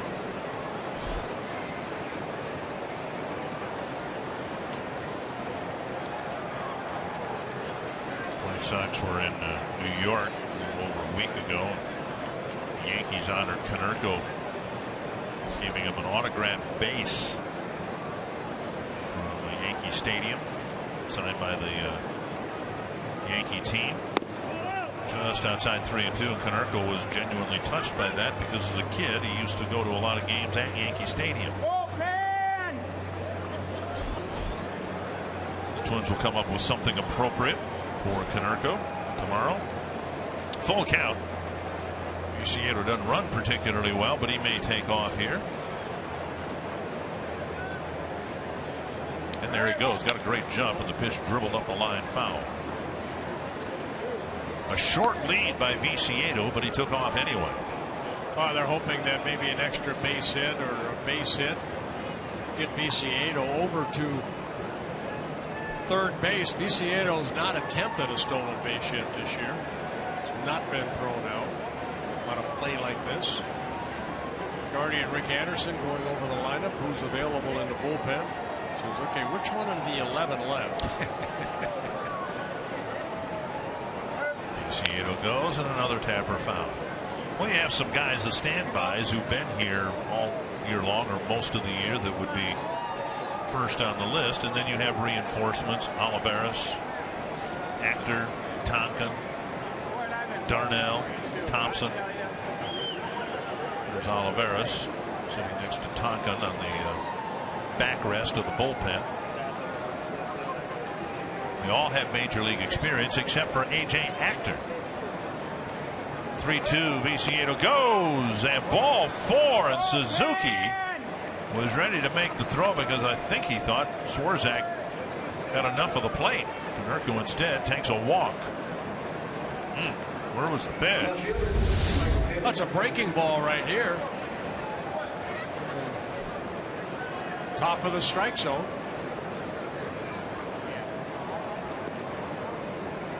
Well, that might have been one of those. Suzuki was set up down and away, and the pitch was up and in, but still caught the corner of the strike zone. Now first and second, nobody out for Michael Taylor. And there's a belt high strike with a fastball.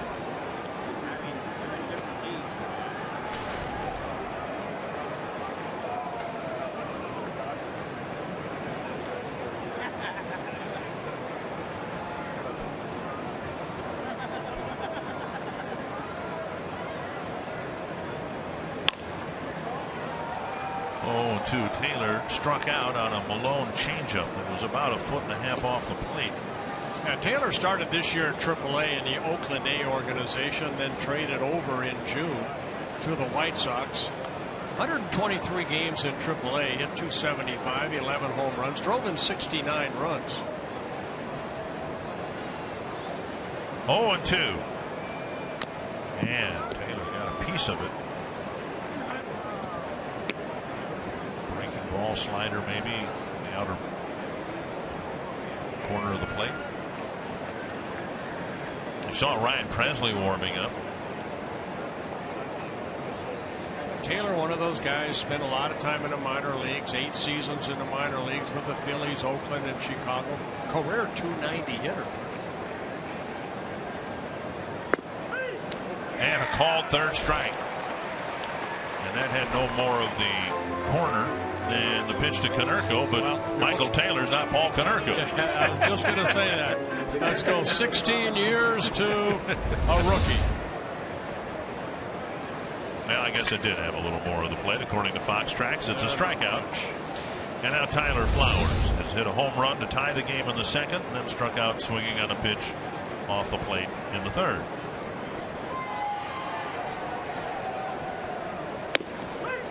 Swarzak hits the inside corner.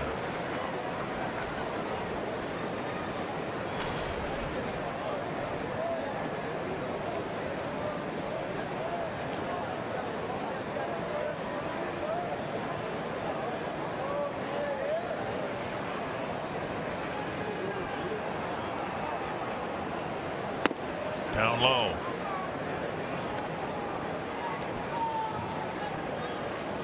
Robin Ventura saying Josh Fegley will do the catching tomorrow in the series finale. Viciedo at second. Konerko at first. Not an abundance of speed out there.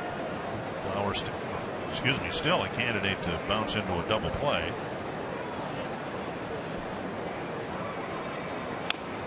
Tapped foul.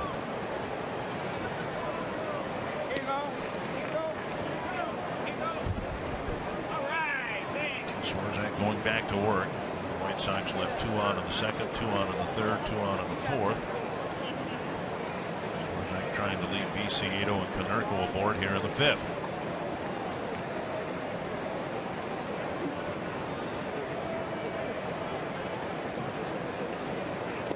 Nice dig by Suzuki. And a nice take by Flowers.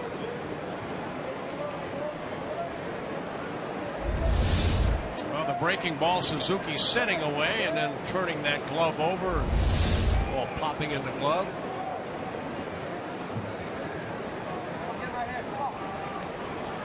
Two and 2 to Tyler Flowers. Grounder to second. Escobar will do it himself. Double play, takes care of it. And Swarzak pitches out of a jam in the fifth.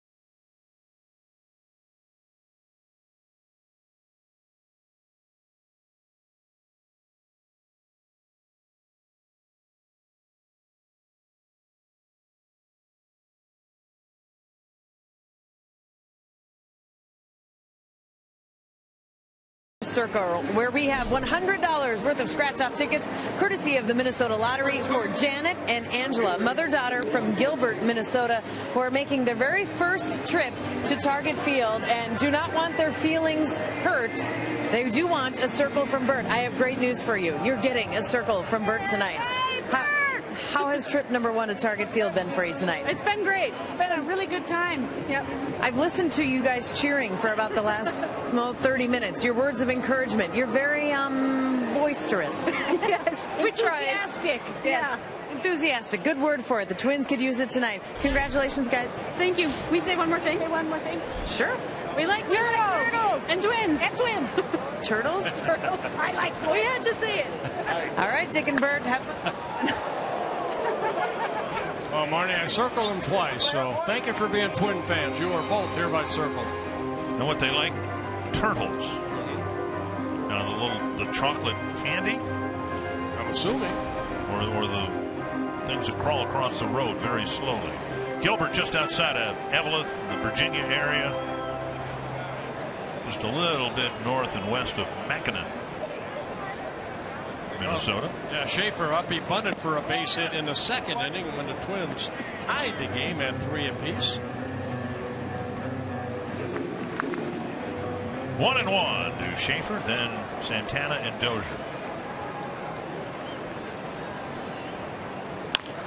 Base hit for Schaefer.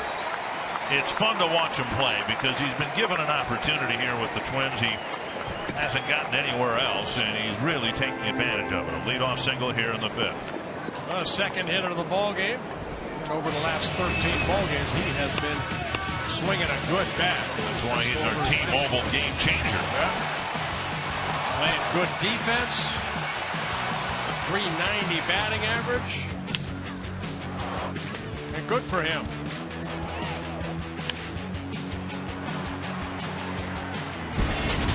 Now the speedy Schaefer at first base. 11 stolen bases in 12 attempts.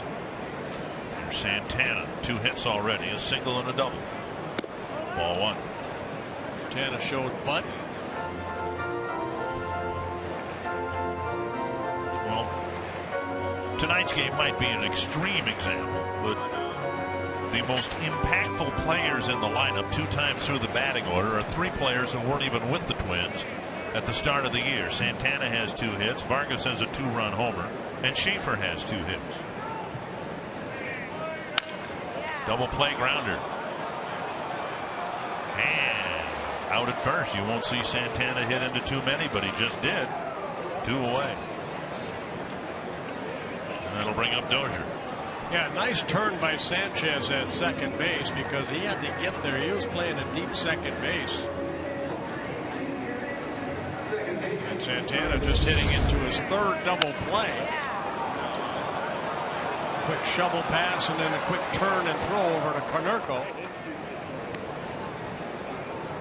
All those years Ramirez worked with Beckham. Now he's got to get used to a new second baseman.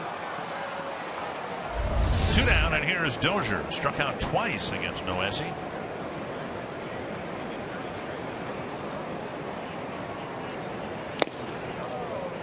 They're having a tough time picking up the ball against Hector Noesi. Both strikeouts, swinging strikeouts.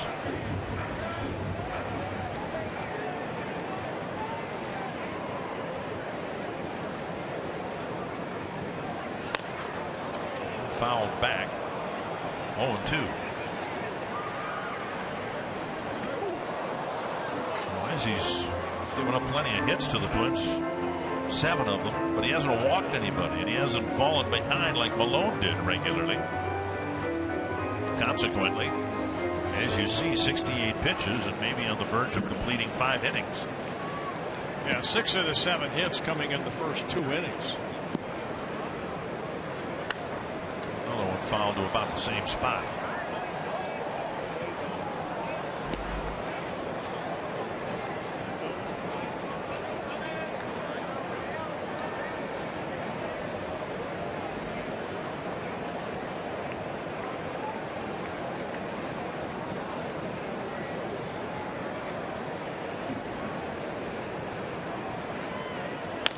Tapper slowly hit. Ramirez has to hurry, and It's Dozier by a half step, and Noesi faces just 3 men of the fifth.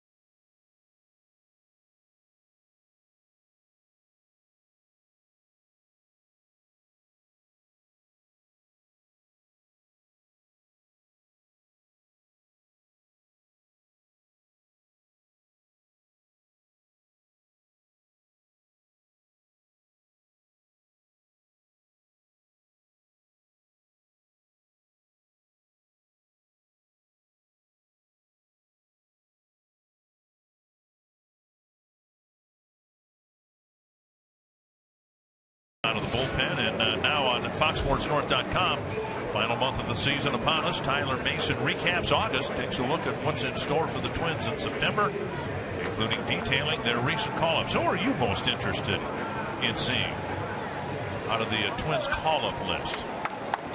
I want to see all of them, actually.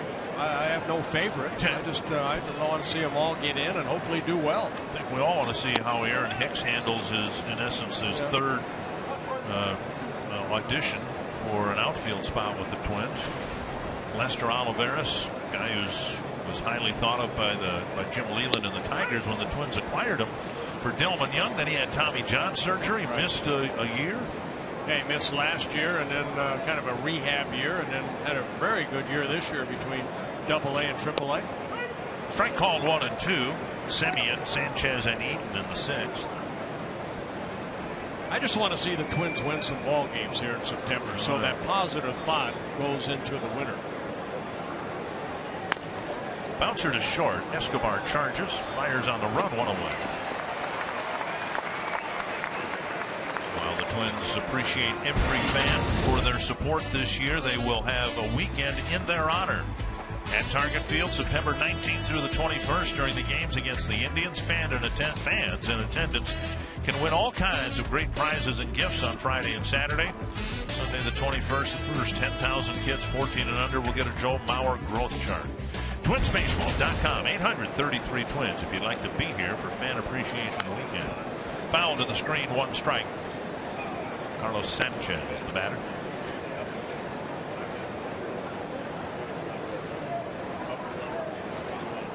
Sanchez with an RBI double in the 2nd, then a single in the 4th. Half swing, they won't even bother appealing. 1-1 to Sanchez.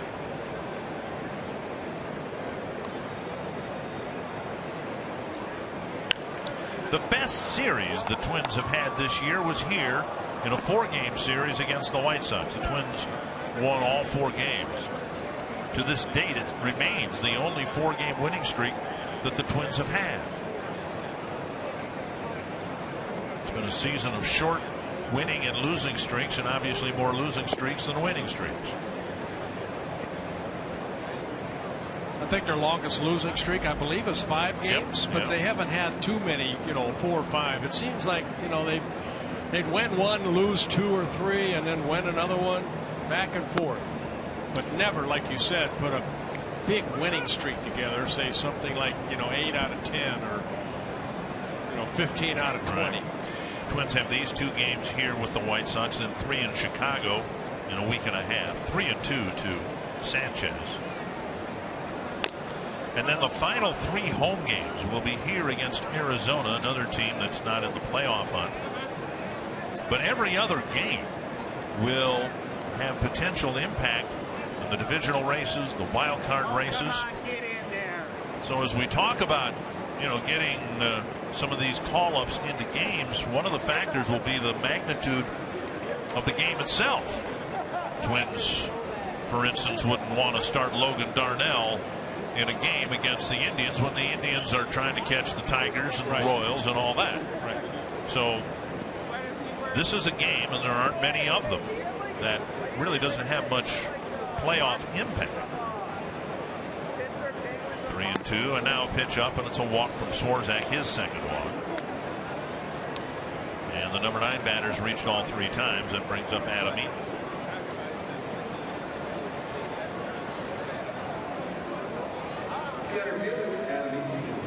Eaton is 0 for 2 with a walk. Tommy Malone walked 4 men in 3 2/3 innings. Now Swarzak has walked 2.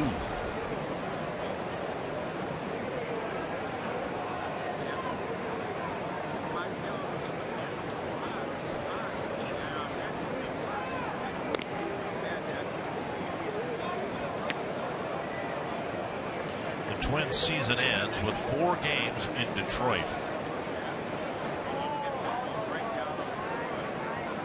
Very well be that the Tigers will be playing for their playoff lives, either for a division championship or a wild card spot. Right now the Indians are leading Detroit 2-1, bottom of the 7th inning, and if the Indians hang on and win that game, there'll be just 3 games separating the Indians from the Tigers.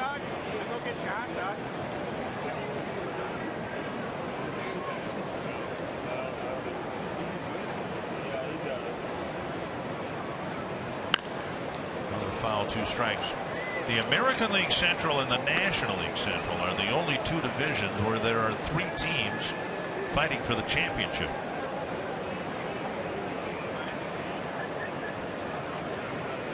The American League West, Seattle's going for a wild card. They're 10 games out. It's hard to make up that much ground in the final month.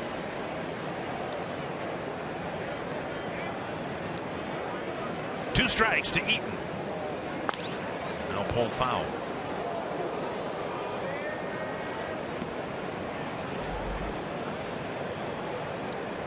You know, if you didn't clean up around here, who would?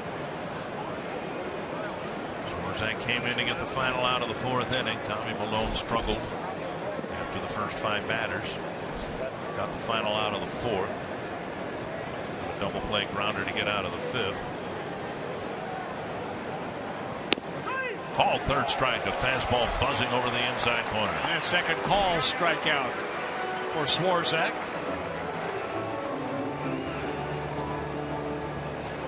Struck out Taylor last inning, looking, going inside with a fastball. Caught the corner. See the black? Little black. Yeah. Little black dot. I'm not buying it.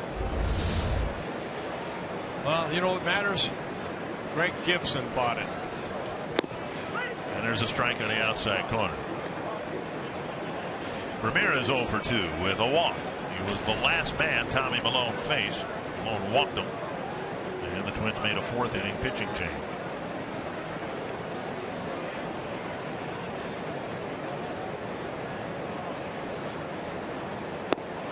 Tried that outside corner again, but missed. 1-1.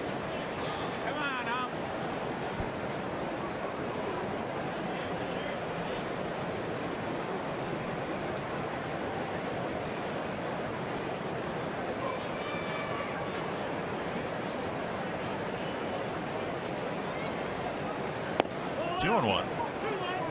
Foul the strikes. Come on. Swarzak about 2 strikes for every ball.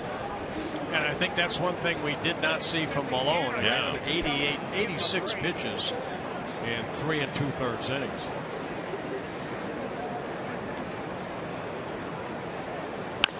Tapper to short. Escobar fires right over the head of the sliding runner. Ramirez retired. Bottom of the 6th coming up in a tie game.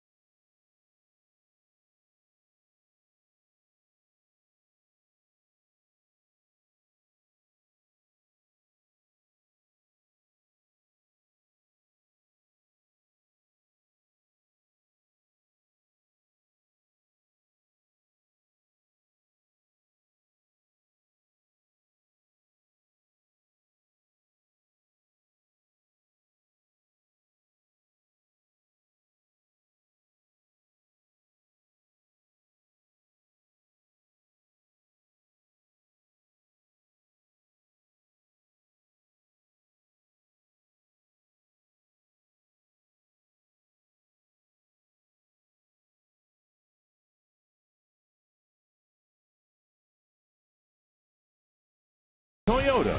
The annual clearance event is going on now. Toyota, let's go places. By Sanford Orthopedics and Sports Medicine, for the everyday competitor in all of us. And by McDonald's, where a French vanilla McCafe iced coffee is just $1.59 all summer long. See if the Twins can get something going here. The 3, 4, and 5 batters due up here in the 6th against Hector Noesi. Joe Mauer, Kenny Vargas, Trevor Plouffe. Mauer's 0 for 2, a strikeout and a tamper to second. And Noesi's only given up 1 hit over the last 3 innings. Total of 70 pitches, 49 strikes. Up and away, ball 1. No walks for Noesi with 5 strikeouts. Jordan Danks is in center field. Adam Eaton left the home plate area after taking a called 3rd strike. We'll see his brother on the mound tomorrow night. John Danks. 1-1 to Mauer.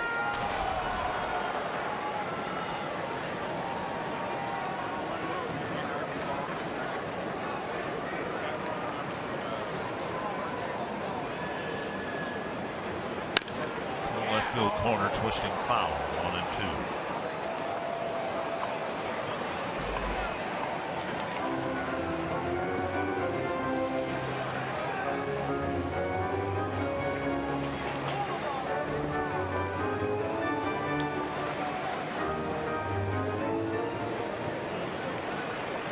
One and 2 to the Twins' first baseman.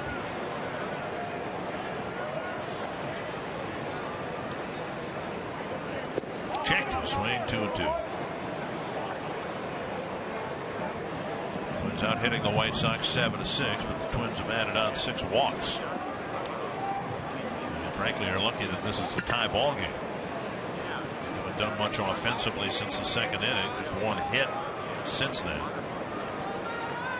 Schaefer, after his single, was taken care of on a double play grounder. Mauer gets a piece, flicking the ball foul.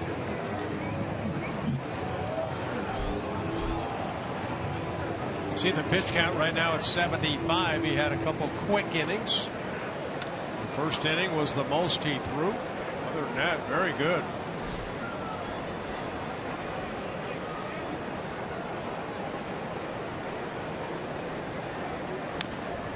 Another foul. So far, the Twins holding their own within the American League Central, 28-30. They have the edge over the White Sox, 8-6. Have lost the season series to the Royals, 8 wins, 11 losses, but can do some damage in the balance of this season against the White Sox. 5 games left. Tigers 7 games left. Indians 6 games left.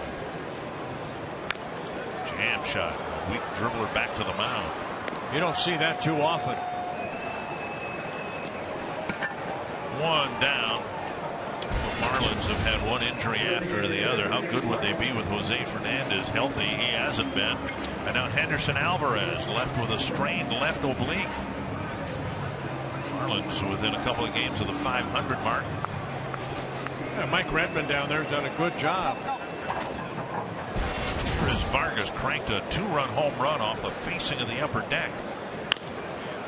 Lifted foul back into the seats. It seemed as if the ball was almost still climbing when it hit the facing of the upper deck. It started its descent, but not by much. That's how hard he hit it. The other way. 1 strike to Vargas. And now a ball.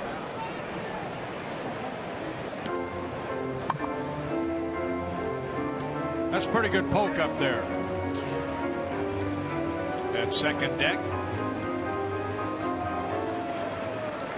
1-1.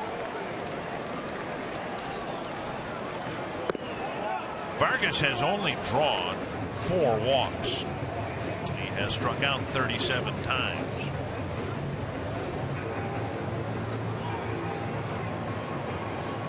Well, he's in the number 4 hole. He doesn't want to walk. Hit the ball hard. I don't think Nuez has thrown him a fastball since that first one right down the middle. Everything's been off speed, changeup, breaking ball. Remember, this is the first time the White Sox have seen.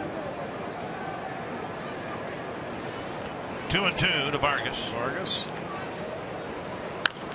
There's a fastball. Twins are going to be in a unique position if Vargas can prove to be an everyday player. If Santana can do that, and if Hicks can ever do it, they're going to have 3 everyday switch hitters. Lifted to left, and Taylor back a few steps, makes the catch. 2 down. Twins haven't had an abundance of switch hitters, especially ones with power. Right. Twins, I think, at one time, of course, had Roy Smalley and Butch Weidinger together. But it might very well be that as soon as next year, the Twins will have 3 everyday players who are switch hitters. And I'm guessing that's would be the first time that they've ever had that. 2 down. Here's Plouffe.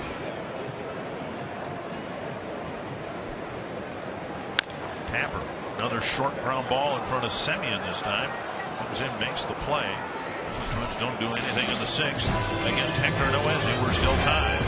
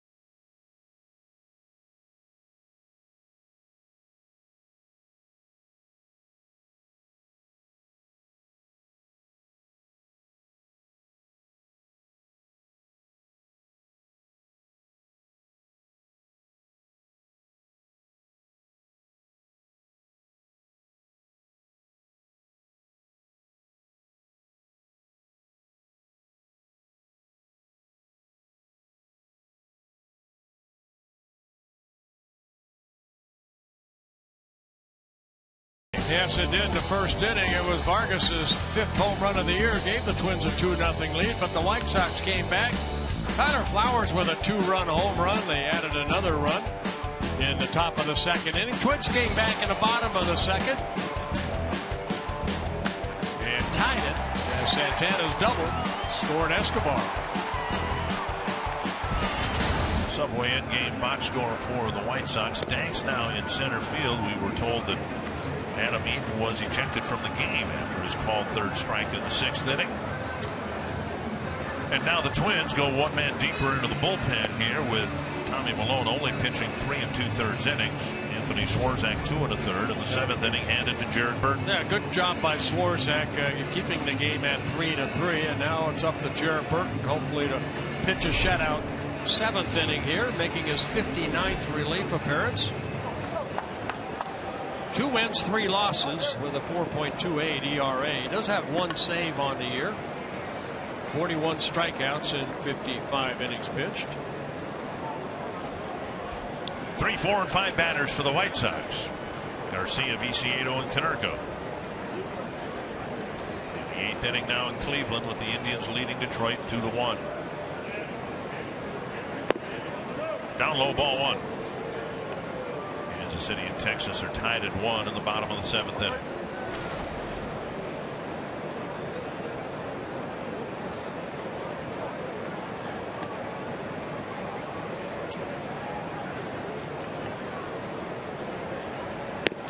You look at Garcia and you look at Drew Smiley pitching for the Rays, and there's a long list of Tiger prospects that they have sold as being top prospects and then almost immediately dealt. Andrew Miller's another one. Say that. Yep. Swing and a miss. It's 1 and 2. Now that's their approach, and they have used their prospects as trading chips to bring in veterans in search of a world championship. And people around baseball eventually think that that will necessarily catch up with the Tigers at some point inside 2 and 2. It would be akin to the Twins trading the likes of Sano, Buxton, Rosario, Santana, players like that to bring in a veteran in the hope of winning a world championship. It has not happened. The Tigers have been there twice but lost both times. 3 and 2 to Garcia.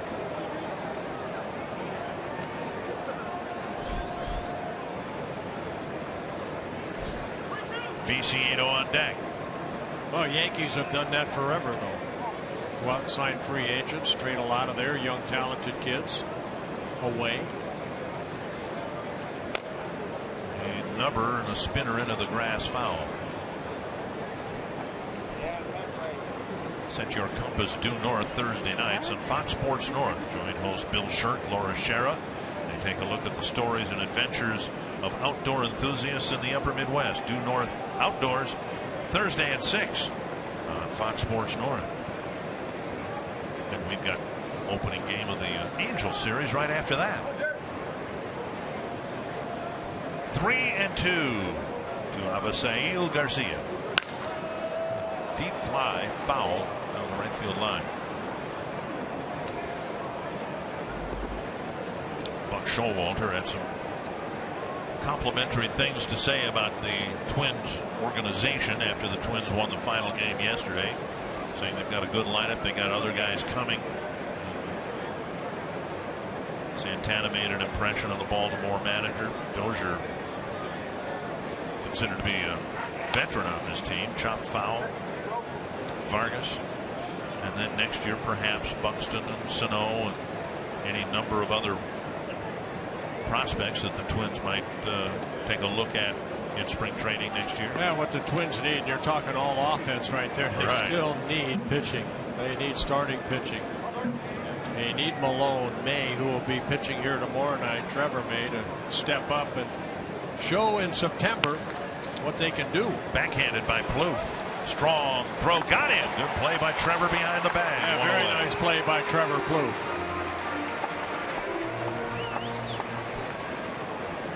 One down in the 7th. Well, he has to go to his right here. Backhanded. Step. Throw. Set yourself. And a good strong throw over to Mauer to get Garcia. One down, and Viciedo felt bad for Trevor yesterday. His 11th there, in essence, cost the Twins 3 runs, and it overshadowed the fact that he has improved immeasurably in the field. His throws from third now so much better than they ever were as a shortstop. Outside ball 1. We've seen him improve his range. It's still not a strong suit, to be sure, but we've seen him make a number of plays here in the second half of the year down the line. Well, you come to a ball game early, you always see Trevor out there taking ground balls, trying to improve his trade at third base. You never quit learning. Well, we saw what Brian Dozier, former shortstop, what he's been able to do at second base. And of course, Plouffe signed as a shortstop by the Twins. 1-1. 2-1.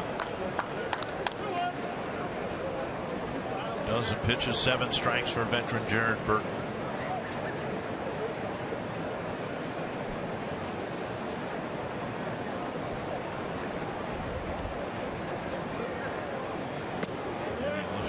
Leaves one up and in. 3-1. It's a changeup right there.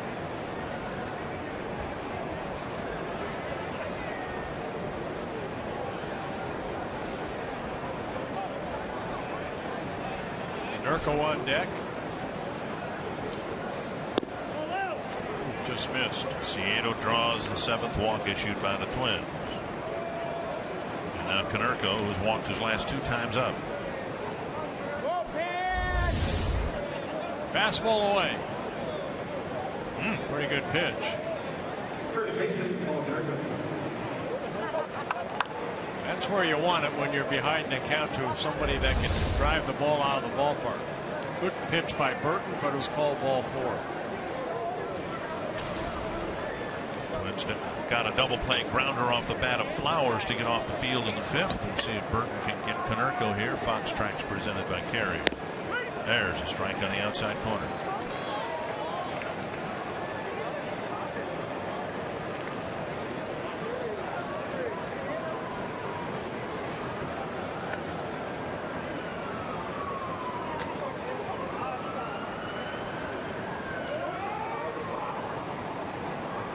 Swing and a miss, 2 strikes.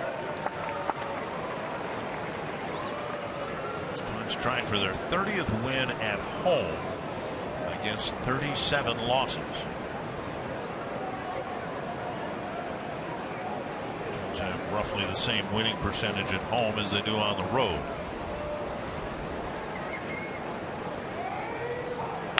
Bouncer to second. Should be a double play. 4-6-3. Burton pitches around the walk to the White Sox, and just 3 men to the plate in the 7th.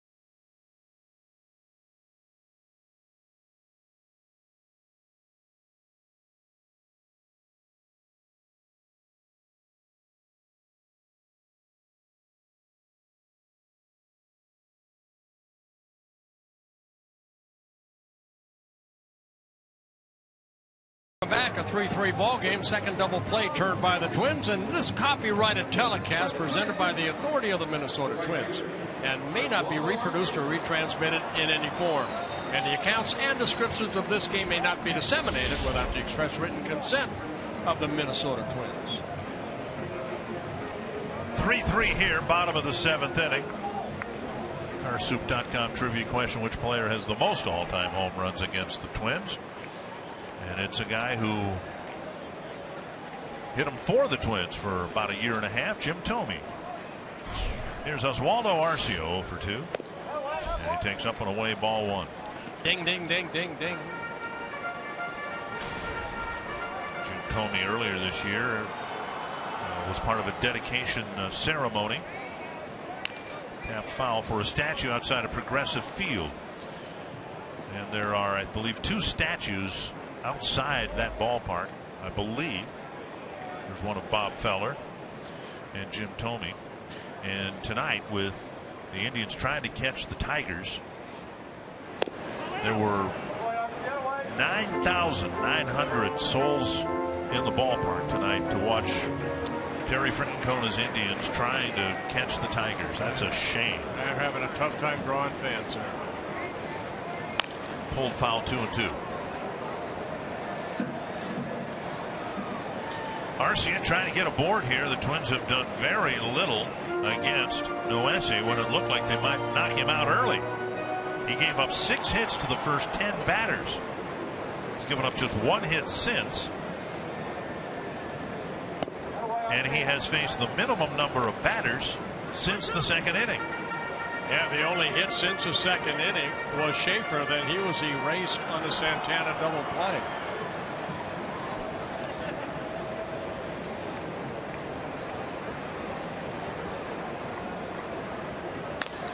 Tapped on 2 hops to Konerko. Arcia is retired, 1 away. Haven't been well hit balls at all. Everything's just been kind of a routine out. As promised earlier in the game, we have the AT&T fan photo of the game. You can tweet your photo to hashtag NorthFanPhoto for a chance to be shown in an upcoming broadcast brought to you by AT&T. Now, we appreciate that picture, but do you think that was an adventure trying to get the cat into the Twins jersey? He probably has it on all the time. You think so? He's kind of got the expression on his face. Get this thing off of me. Here's Suzuki. Ball 1. Suzuki's 0 for 2. A fly to right and a strikeout. You know what Noesi has done a good job of changing speeds. We've seen that good sinker, the changeup, working both sides of the plate. There's another breaking ball. Cracked down the line, but it'll hook foul. They left that up. He got away with that one.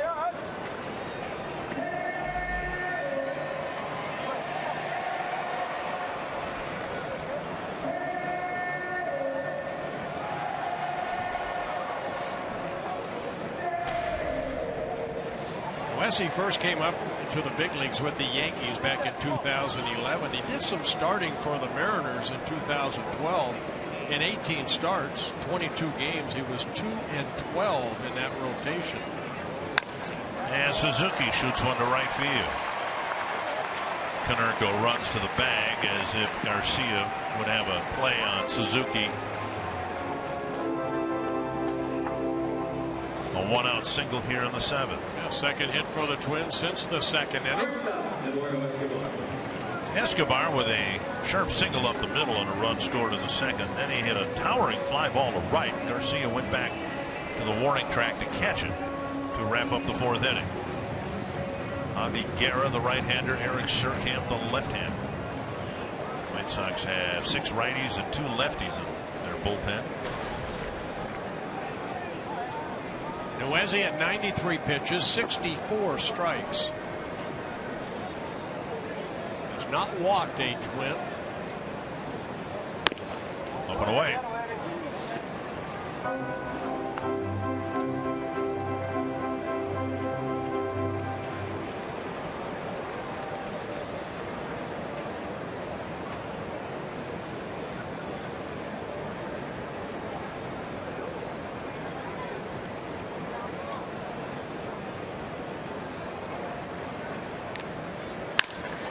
blasted to center. Danks goes back and makes a nice catch. Escobar really hit that ball hard for out number 2. He's had 3 good at-bats where he's had pitches to hit and made good contact.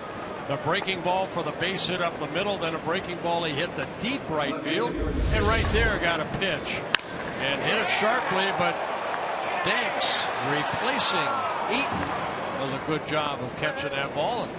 And Wesley says, "Thank you very much. I know I got away with it, but sometimes hitters get themselves out." Best back-to-back at-bats for the Twins since the second inning. 2 down, a runner at first, and now Schaefer, who has 2 hits, a bunt single in the second, and a line drive single in the 5th. The average we give you is his average as a Twin, 338. And Schaefer now has 80 at-bats for the Twins. And he had 80 at-bats in 4 months for the Braves. He has 27 hits for the Twins in 80 at-bats. He had 13 in 80 at-bats for Atlanta. Now 163 batting average. Strike called, 1-1.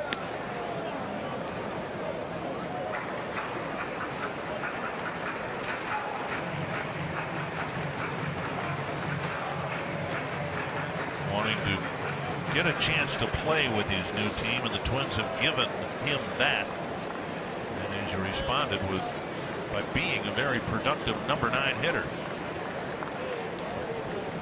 Swing and a miss. He got a 94-mile-per-hour fastball past him. Yeah, Schaefer, 27 years old, 9 seasons in the minor leagues with the Atlanta Braves, a 260 minor league hitter. A lot of stolen bases, 236 stolen bases in the minor leagues.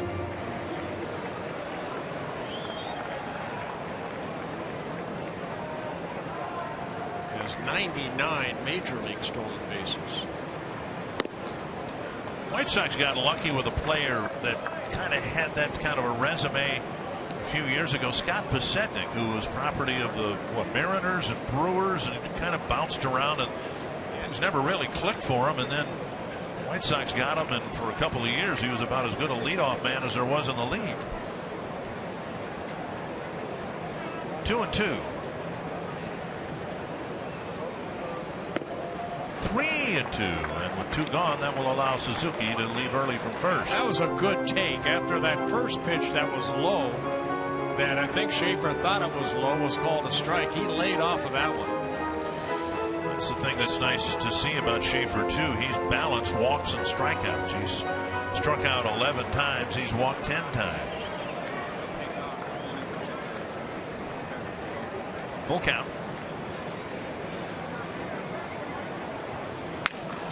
Roller left side. Suzuki will gain second base, and the ball gets by Konerko. Schaefer turns and heads for second. He should be a dead duck. A low throw, and now Schaefer hung up between first and second. Suzuki will try to score, and he's tagged out before Suzuki can reach the plate. Schaefer turned left when he shouldn't have, and the Twins end up running themselves out of an inning. Schaefer will get credit for his 3rd hit of the night. We head to the 8th tie. Yeah, second time in a ball game that Schaefer has went too far around the bag. Hug it.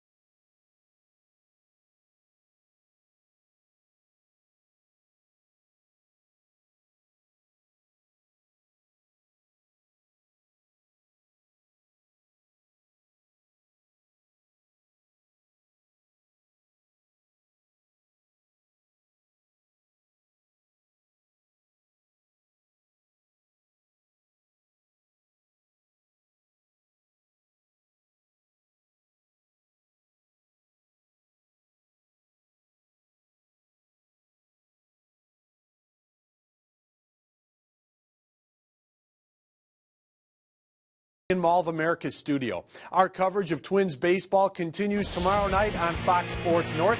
Join us at 6:30, and we'll talk about the emphasis of Cuban players in today's game. That's Wednesday night at 6:30 on Fox Sports North. Now back to Target Field.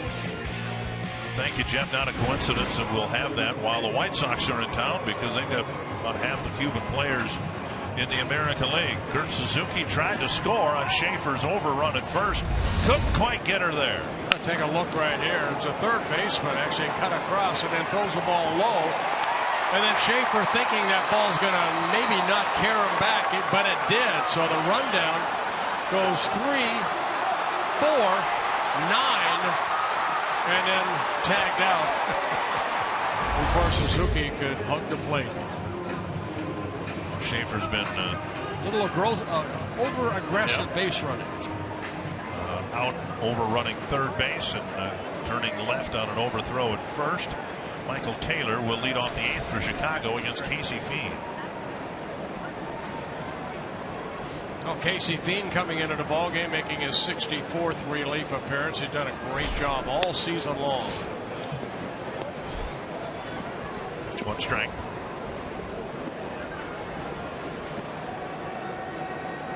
He had 1 bad outing against the Tigers here, giving up 4 earned runs in 1 inning.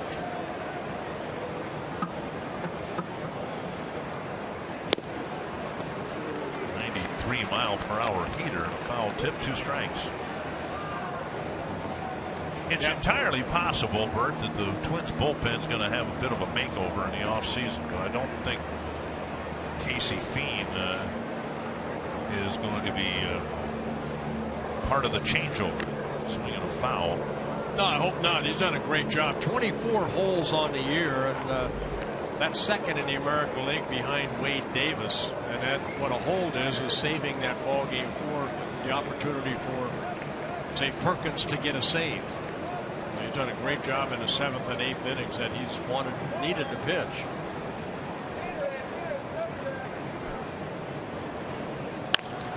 Twins have an abundance of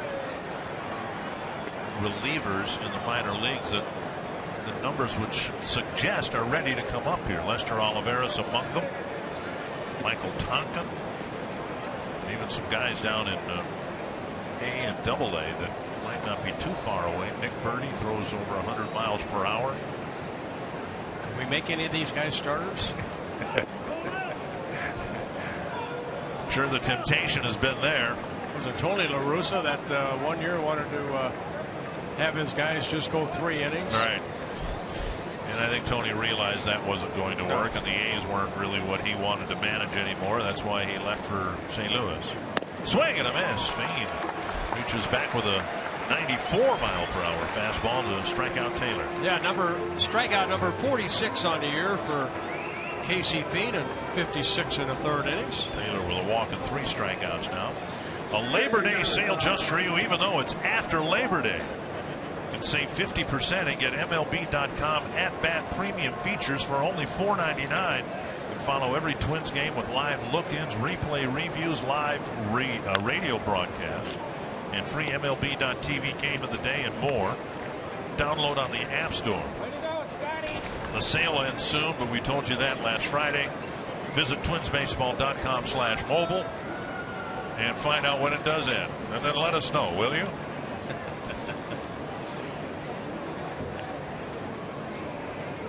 Swing and a miss. 2 strikes to Flower.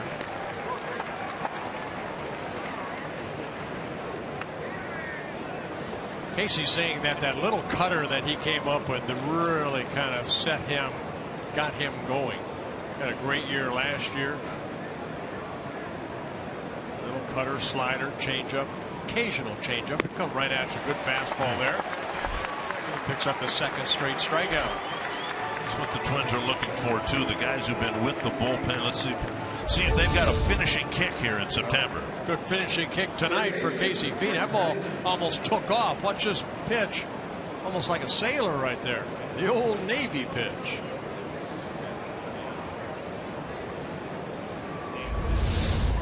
Fiend, the 3rd Twins reliever. And now Marcus Semien. I wonder what the next pitch to come into vogue will be. You know, it was the splitter. Bruce Sutter helped the splitter. For about 20 years, that was the pitch that was not a novelty pitch. It was one at one point. That became very popular, and now it's the cutter. We're in the midst of a period of time when the cutter is like that right there. Yeah, it's not the 94 mile per hour fastball, but still a lot of velocity and a little movement at the end. Just a little movement. You see, a little shorter than a slider. High and deep to left center field. Schaefer's there to make the catch. A good inning for Casey Fiend. A couple of strikeouts and a medium deep fly ball. Bottom of the 8th coming up. Still tied at 3.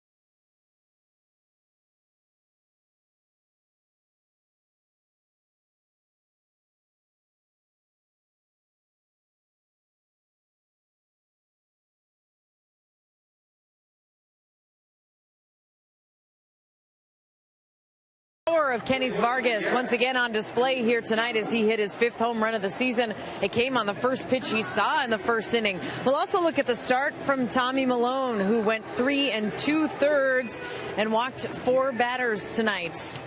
Bert Blyleven will help break that down along with Roy Smalley and Anthony LaPanta. Plus, we will hear from Ron Gardenhire. It's all right after the game on Twins Live, guys. All right, thank you very much, Marty.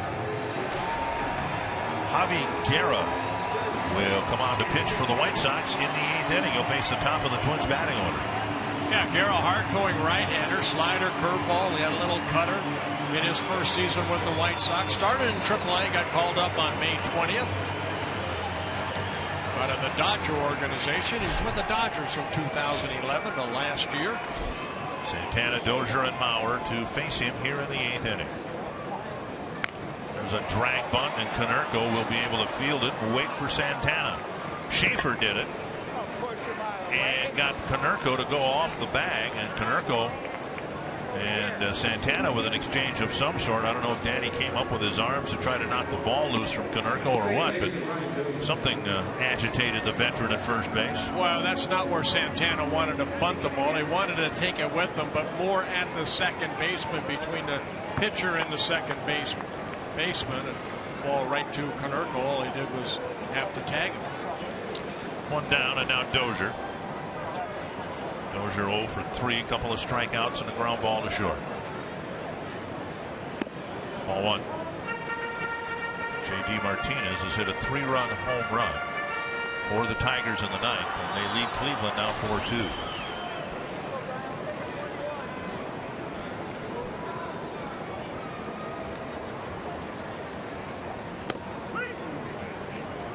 One and one.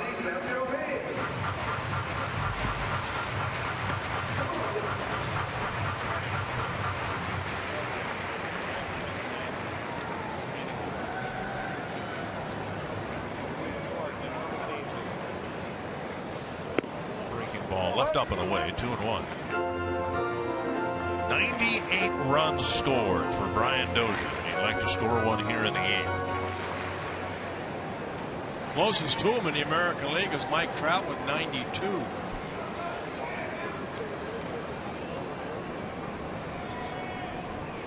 Half swing, but a strike. 2-2. Trying to get a board from Mauer. Aaron, 29 years old. Signed by the Dodgers in 2004. Daniel Webb has joined Eric Surkamp in the Chicago bullpen.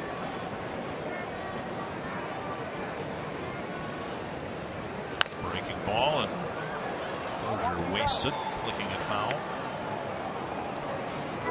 Bullpen's been a major area of concern for the White Sox, and yet there's some guys like Guerra who put together pretty good numbers. Yeah, Guerra's actually claimed off waivers from the Dodgers at the end of spring training. Pretty good pickup. Couple of shakeoffs, now a 2-2 pitch to Dozier.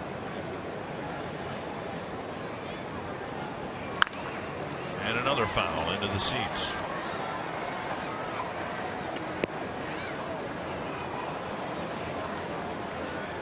Pence has scored one more run than Brian Dozier.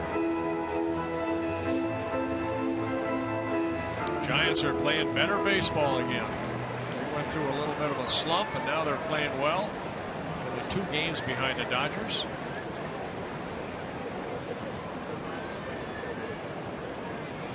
And Dozier with a check swing, 3-2. Laid off of that high fastball.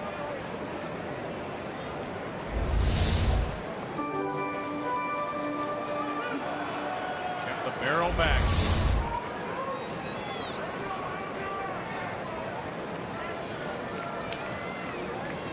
17 walks, 38 innings for Guerra. And wasn't close. Tried a breaking ball right there and missed badly.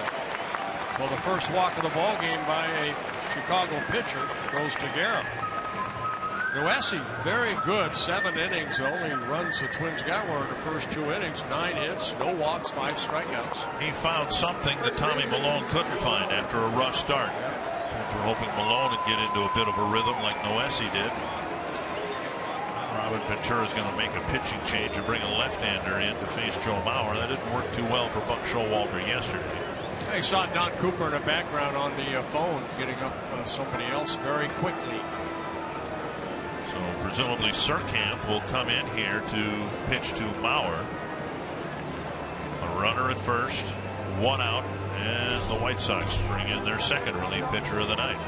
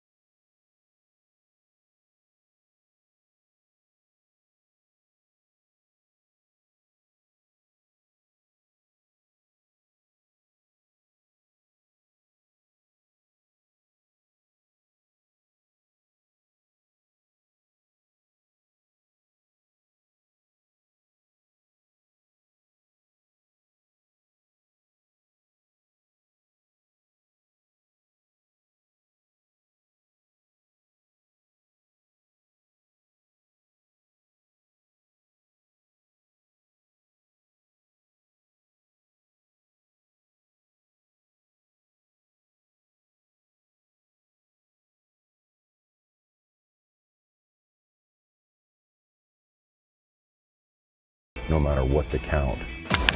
He slows the at-bat down when he sees the ball a long time, and he knows what to do with that barrel once he gets it going. He's as good as it gets as far as putting the ball in play. That's an amazing thing to witness at this level.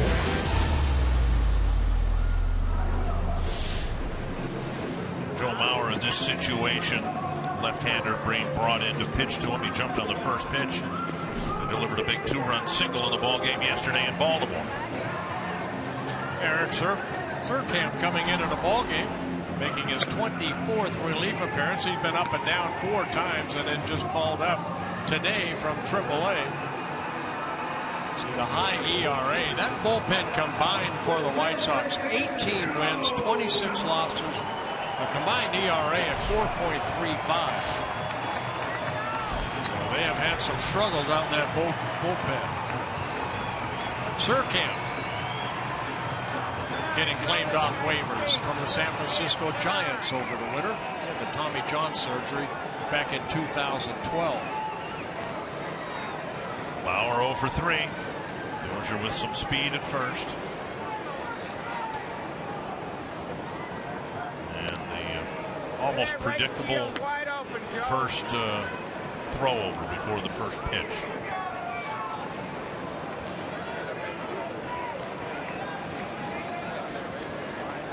Still see the Garcia's playing Bauer well into right center, giving the right field line away. And the outfield playing a step or 2 deeper than normal. Double here gives up the lead, very likely, with Dozier's speed at first. You're missing a good game.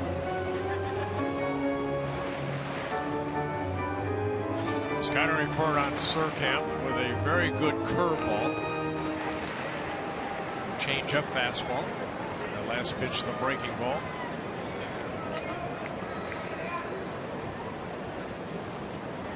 Bauer sitting inside. 1-1.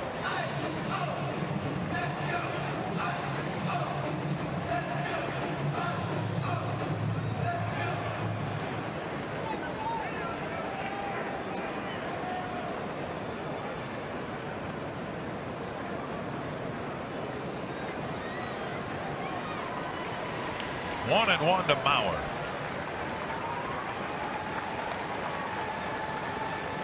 Leg kick and ball 2. Looks like a move to home plate that would allow Dozier to get a good jump.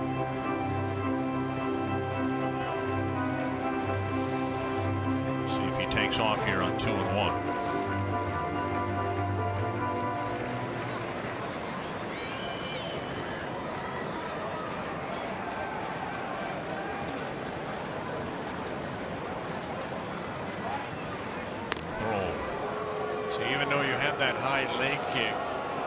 We'll see John Danks tomorrow night. He's very, very good at holding on base runners. Time. Come on, throw the ball. 20 for Dozier. Santana stole his 13th base of the year in the first inning.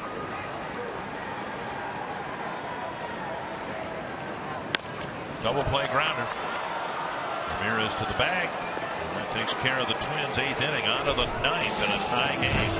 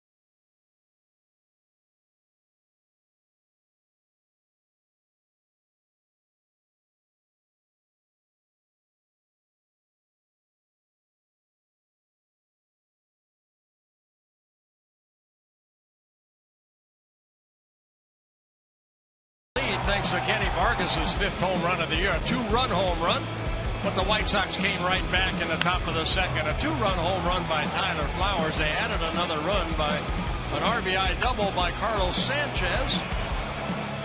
Took a 3-2 lead, but in the bottom of the second, Twins tied it. An RBI double by Danny Santana. And here we are, going to the top of the 9th inning in a 3-3 ball game. We'll bring out Glenn Perkins. No save opportunity, so Perk hopefully can do exactly what the bullpen has done so far. Throw a shutout inning, making his 59th relief appearance. First pitch, a crackling fastball, strike 1. Yeah, Perk picked up his 33rd save in yesterday's win over the Baltimore Orioles. He did give up a home run to Nelson Cruz, but the Twins won that ball game 6-4. Driven to left field. Base hit, and Sanchez, the new Chicago second baseman, has made quite an impression on the Twins. He's reached all 4 times with 3 hits and a walk. Boy, it really has. This little guy right here, 5'11", 195, only 22 years old, out of Venezuela. Just took that slider, dropped the barrel of the bat, and lined it into left field. See what the White Sox do here with Jordan Danks. Entered the game after Adam Eaton was ejected. Plouffe in on the grass at third. Looking bunt right here. Side, ball 1.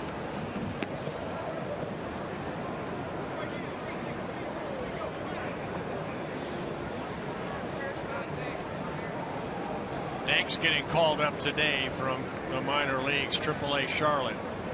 His 3rd stint this season with the White Sox. Come on, call it. And Perkins misses the outside corner, 2-0. If they're going to give you an out, you have to take it right here. Now Danks looking down at Joe McEwen, the 3rd base coach. See if he's still asked to bunt.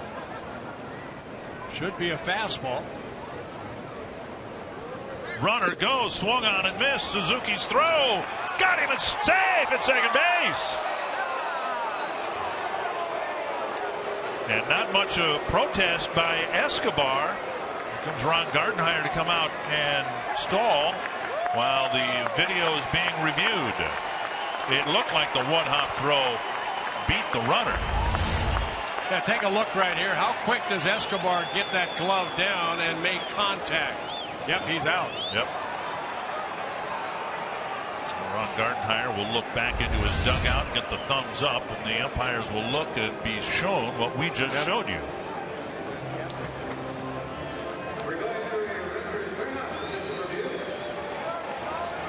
Well, Sanchez trying to steal his 2nd major league at base, but I believe he's going to be thrown out. Fans will roar their approval here as they show what we showed you on the big board here. Yeah, Will Little, the 2nd base umpire, saying that he was safe. I am so glad that when they decided to enact replay here, that they let the in-house fans get in on the act. Yeah, this shouldn't take too long.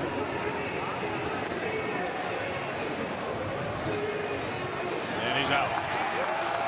So they get it right. Gary Davis, the crew chief. So they let Danks swing away. Maybe a hit and run put on by Robin Yount. No contact, and Suzuki throws out the runner. A reprieve for Perkins, who now has a 2-1 count with the bases empty and 1 out.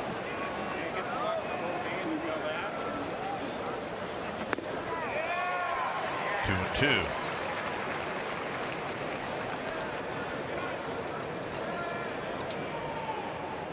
Just take the 3rd strike. 3-2. Ramirez on deck. He swung through 2 fastballs already. He's going to get another fastball here. 93, 95 miles an hour. The Fouled piece. it off.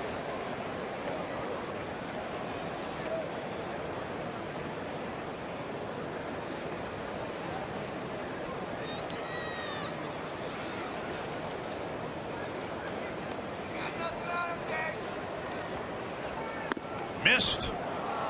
Danks draws a walk, and Perkins turns away in disgust. Come on, Perk. Century linked to what's next. Burke mentioned John Danks going for the White Sox tomorrow. Trevor May hoping to put a quality start on the board for the Twins. The Twins have had some success against John Danks, especially here at Target Field. Trevor May looking for his first major league win. Hopefully he'll get it tomorrow night.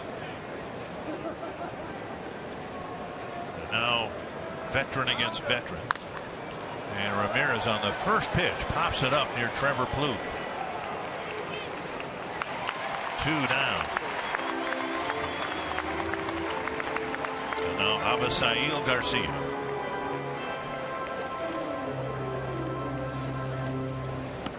Fix your pocket. Garcia tonight 1 for 4 with a double down the right field line.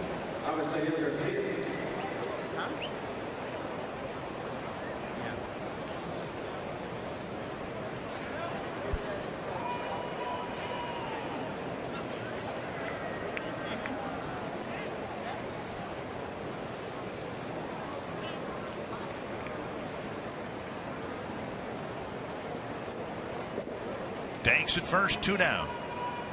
They're going to be pissed at you. You got a hole in you. That's to center.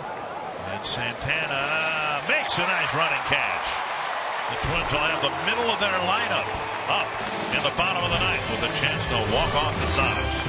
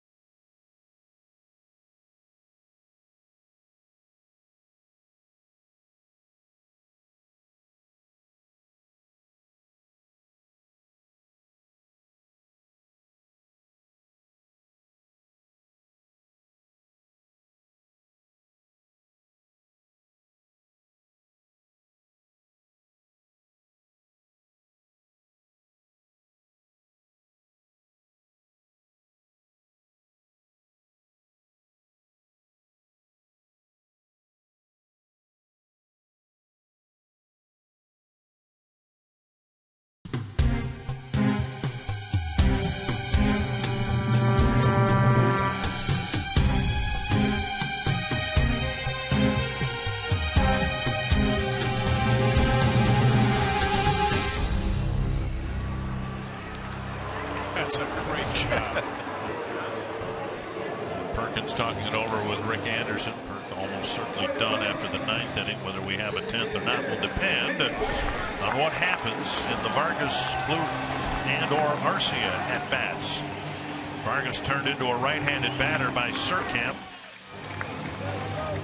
Vargas with a rifle shot off the facing of the second deck for a 2-run homer in the first. Since then, a comebacker to the mound and a fly to left. Come on, big guy, in the game.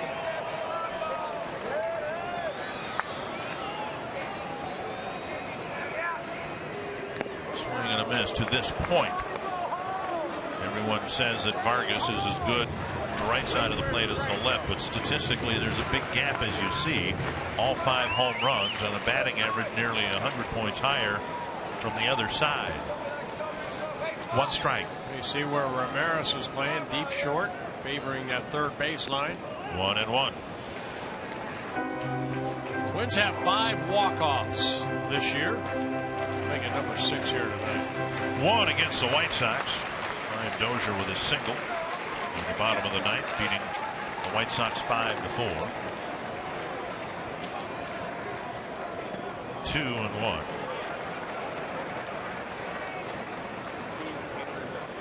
walk-off home run, Chris Parmalee, a couple of walk-off singles, and a couple of walk-off numbers back to the mound. Hit it to the pitcher. And run like crazy.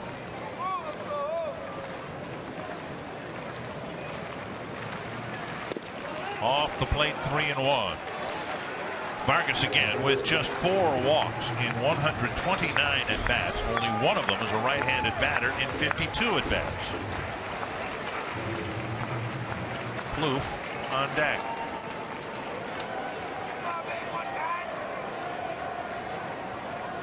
A blast to center. And Danks actually comes in to make the catch. Hit it off the end of the bat. One down. Didn't hit it solid. A little bit off the end of the bat. Danks, as he cut over to cut in, actually spun his wheels a little bit. He's got to go back and repair a divot out there. That's the area where the stage was for the McCartney concert. Apparently hit a soft spot. A 3-1 pitch and a pitching change with Trevor Plouffe hitting next.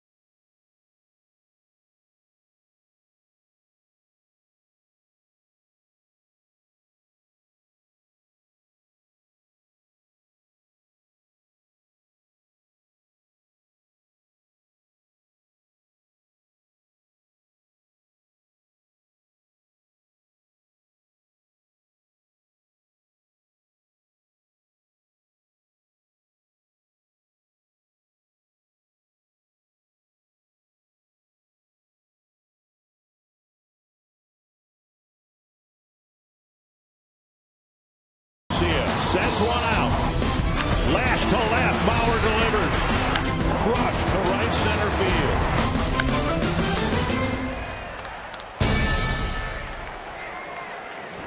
That's what Trevor Plouffe will try to do here against Daniel Webb with 1 out in the 9th. Well, Webb has allowed 5 home runs, making his 49th relief appearance. 60 in the 3rd innings out of the bullpen. 51 hits allowed. 36 walks. 47 strikeouts. He has 11 wild pitches. That's been the biggest issue for Webb, his control. Plouffe 1 for 3, got an infield hit in the 1st. Since then, a pop up to short, and another number in front of the 3rd baseman, Semien. Yeah, Webb, good sinking fastball, a breaking ball, and a changeup.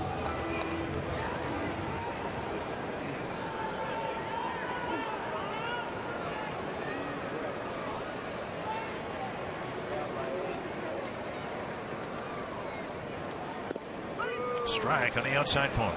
Like a hard slider there by Webb. Webb, just 24 years old, out of Paducah, Kentucky. Oh, Phil Roof, former Twins catcher. Up high, 1-1. Detroit beat Cleveland 4-2. Kansas City squeaked a run across in the 8th, and they beat the Rangers 2-1. Lester Olivares will pitch next for the Twins if we have a 10th inning. Up and away, 2-1.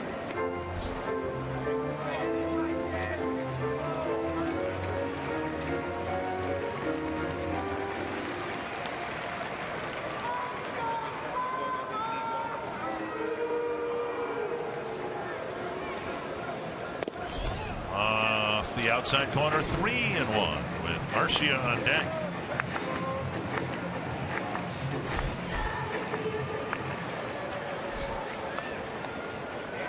Luke with 39 doubles. Popped up. 3-2.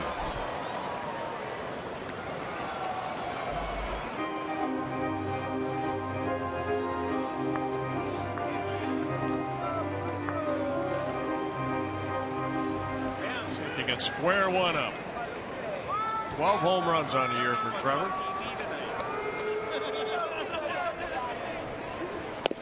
Called third strike over the inside corner. And Plouffe doesn't agree. 2 down. Well, definitely looking away, and Webb snuck one inside. And that's exactly where Flowers was sitting. That ball was inside. Right down the inside stripe of the batter's box. Wow. Hate to have those calls in the 9th inning. Don Cooper to the mound. And now Gibson hearing it from the Twins dugout, including Plouffe. 2 down. Arcia the batter, and Cooper with no one warming up. At least I haven't seen anyone warm up out there. He's just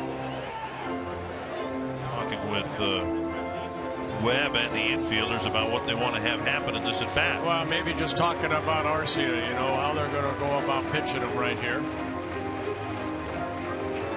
Noesi did a good job of throwing a lot of off-speed pitches away to Arcia, who still can't believe it. It's almost like he almost said, I can't believe it. Well, when it's a 3-2 pitch, it's the difference between a base runner, it's an extra out, that's a really bad call. Here's Arcia. 0 for 3. A fly to left, a strikeout, and a ground ball to first. Arcia looking for a fastball he can pull. Might not get anything in the inner half of the plate. Right. You can almost tell by that sinking fastball right there. They're because it's going to stay away hard. See where Flowers sets up again. 2-0.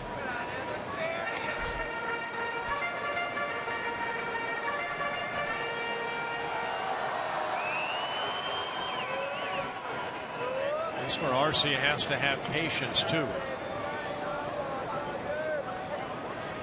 Don't be afraid to take a walk if they're going to give it to you. It was in the vicinity of the outside corner and a wild swing and a miss. Yep.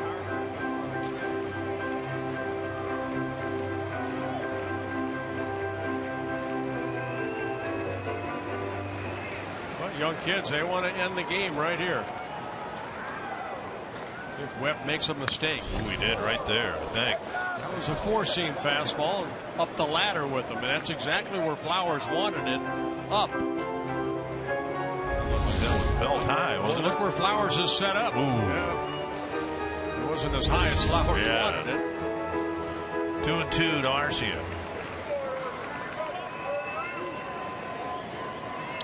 See if they have to throw a strike to get him out. Take 3-2. If Arcia reaches, Suzuki's on deck. Twins have ample moves to make. If they were to get a base runner, they've got Aaron Hicks and others that could be used as a pinch runner. If he goes back to another breaking ball right here. Well, they want a high fastball. They walked him. Good plate appearance by Arcia. He didn't get too trigger happy. Right. And Arcia will go to first, and we'll see if he stays in the game or whether the Twins maybe move Hicks in as a pinch runner. And there he is. Hicks will run for Arcia in the hope that Suzuki gets a double or he extends the inning and then Escobar comes through. Arcia was scared. Arcia didn't know Hicks was there, and he got scared out of his wits. He just he knew it. That was almost a surprise pinch running move I've seen since. Remember when in spring training, Artie sent Jonathan or Matthew LeCroy into pinch run for that ball gets away from Konerko. Hicks will go to second. He'll have third base. And the winning run's at third with 2 down. Well, an errant throw by the pitcher Webb gets by Konerko, and Hicks scoots all the way to third base.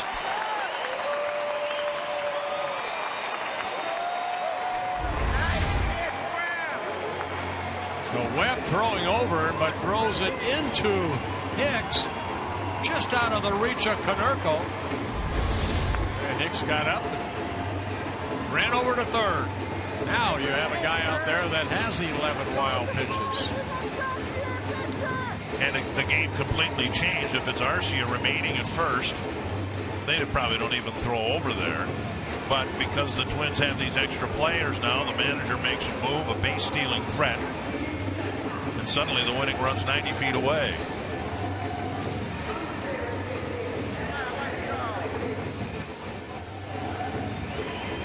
Greg Gibson coming out, drawing with Tyler Flowers again.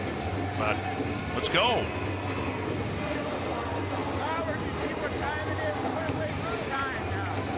So Suzuki can walk off the White Sox with a hit.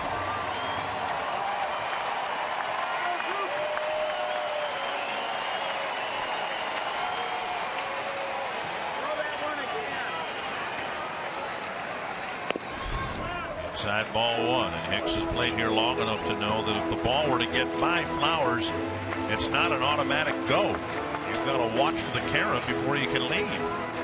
One thing about Suzuki, he doesn't strike out much. 39 times he has struck out in 393 at-bats. To right field, retreating is Garcia, and he makes the catch. And we'll have at least one extra inning in a tie game, 3 apiece.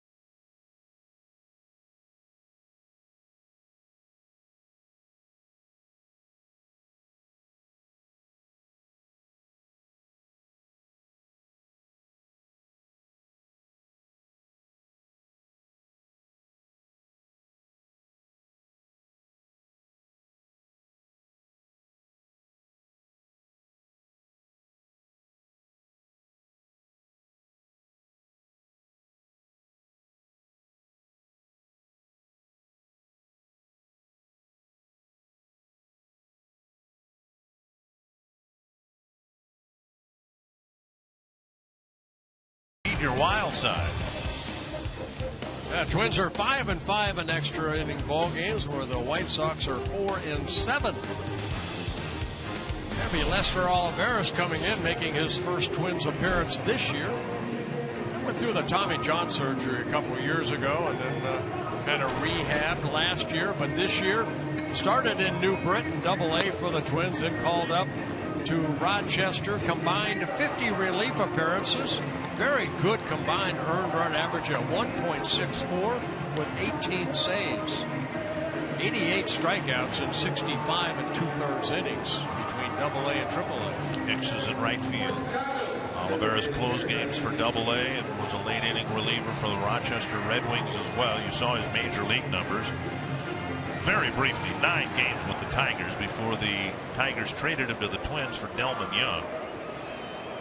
Biggest issue was, and maybe still is, control. First pitch fouled back, heading toward the radio booth. A little bit short. Yeah, Olivares with a 4-seam and a 2-seam fastball, slider and a changeup. 26 years old, out of Venezuela. 8th year of professional baseball. Up high.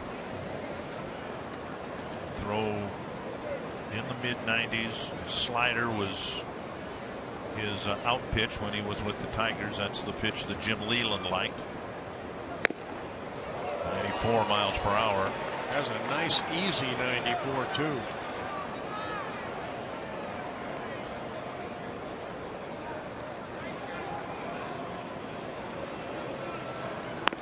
High. 2-2.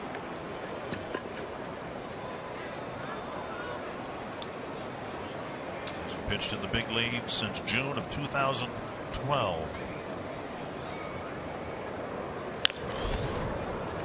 You see 95 near the outside corner. If the Twins bullpen does have a makeover, it's entirely possible Olivares would be a part of it because of what we've seen.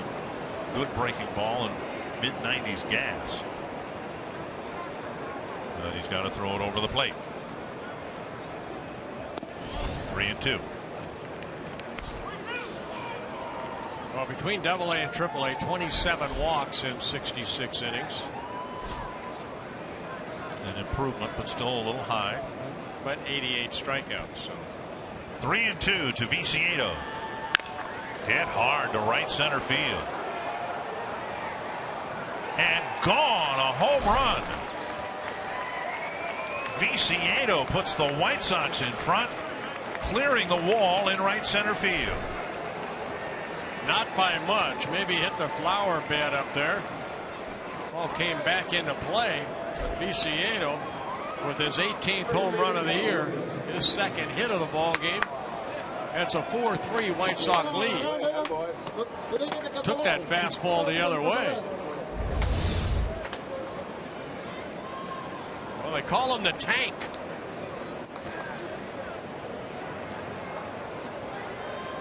The White Sox get their second home run of the ball game, and now Konerko. And there's a breaking ball. Ball one.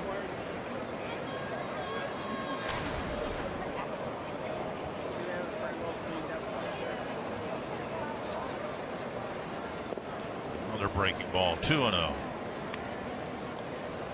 Twins had already used Fiend, Swarzak, Burton, and Perkins. I'll be nice to the kid. 2-0. To left. Schaefer plays that on a hop, and Konerko bloops a single to left. Yeah, right off the end of the bat. Konerko a little quick on that, but he gets his first hit. Let's take another look at the home run right here. It's a fastball, no movement. Viciedo hitting good wood on it. Does it hit right off the top? No, it hit off that railing and then bounced back. Konerko checks out. He'll be pinch run for here.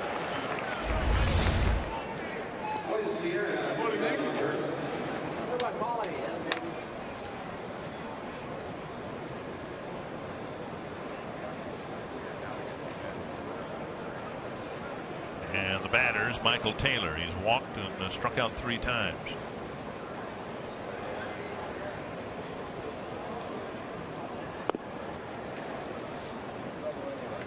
One and 0. 11 pitches, 5 strikes for Olivares. He had to throw a strike to Viciedo, and Viciedo jumped all over a center cut fastball. Flip foul, 1-1.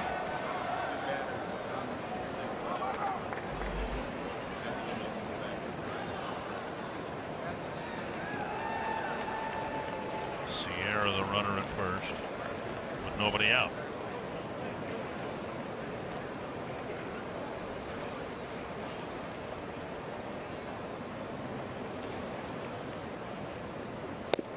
Over the inside corner.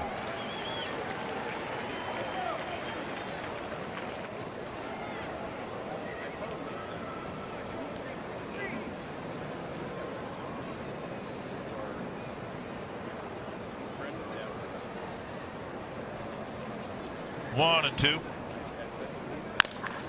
hard to center. Santana hustling. Whoa, what a running catch on the warning track. Great running catch by Danny Santana in center field. Well, showing off his speed right there. Michael Taylor made great contact right there. And Santana had to go a long way for this ball. And reaches up at the last second, makes a nice running catch. That'll bring up Tyler Flowers.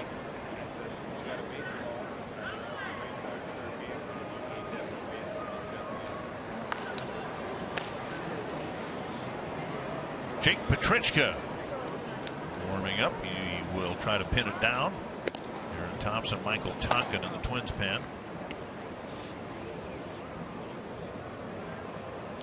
Sierra at first base, 3 stolen bases in 4 attempts. It was Tyler Flowers that put the White Sox on the board in the 2nd inning with a home run, as the 11th of the year.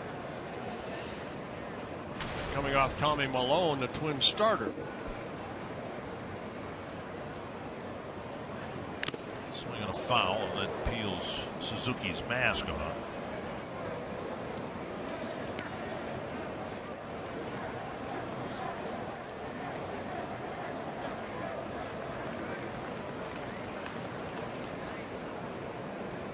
Rivera's having a tough go of it in his return to the big leagues. Greeted by a home run off the bat of Viciedo. That was Garcia. Single by Konerko, and Taylor drilling a line out to right center field. Up and away, 1-1. Yeah, not a lot of appearances, as you mentioned, for Olivares, but that's the first major league home run he has allowed in his 21st relief appearance. Came at a bad time. Home runs never come at a good time, though. You never gave one up, but not a. Yeah, I'm okay with it. No. All 430 of them. No. 430 home runs. Very proud of that. Made a lot of fans. What is the record? Do you know? I believe it was Jamie Moyer, over 500. Wow. I believe he passed Robin Roberts. 2-1 to Flowers. I think I'm like 8th or 9th on the list. It's always be good to be in the top 10 of a lot of categories. Absolutely, absolutely. You're in the top 10 on a lot of lists. Are you still on in strikeouts? You are, aren't you? Yeah, I'm 5th. 5th, yeah. 3-1. Olivares struggling in the 10th. Swing and a foul tip. 3-2.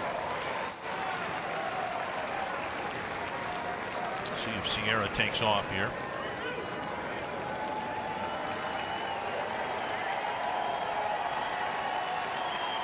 Well, no more damage needs to be done by the White Sox. Leave it at a 1-run deficit for the Twins.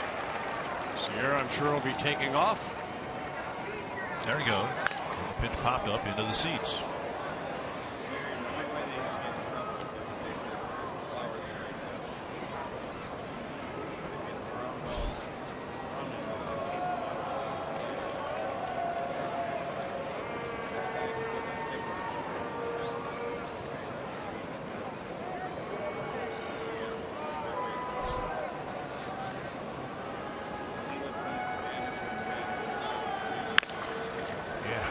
Deep to right center, down the right field line, and that ball is gone. A home run, the second of the ball game for Tyler Flowers, and the White Sox lead by 3. Yeah, his second 2-run home run. Flowers having quite a night. Took that fastball the other way. That's a 6-3 White Sox lead. Olivares being roughed up here in the 10th inning. A couple of opposite field home runs. Fastball. Yeah, it's just right there, right down the middle. Credit Flowers for almost taking that ball the other way. And that ball just kept going, and gone. Third White Sox home run of the night. Second of this extra inning, and Olivares checks out. And a pitching change with the White Sox leading by 3.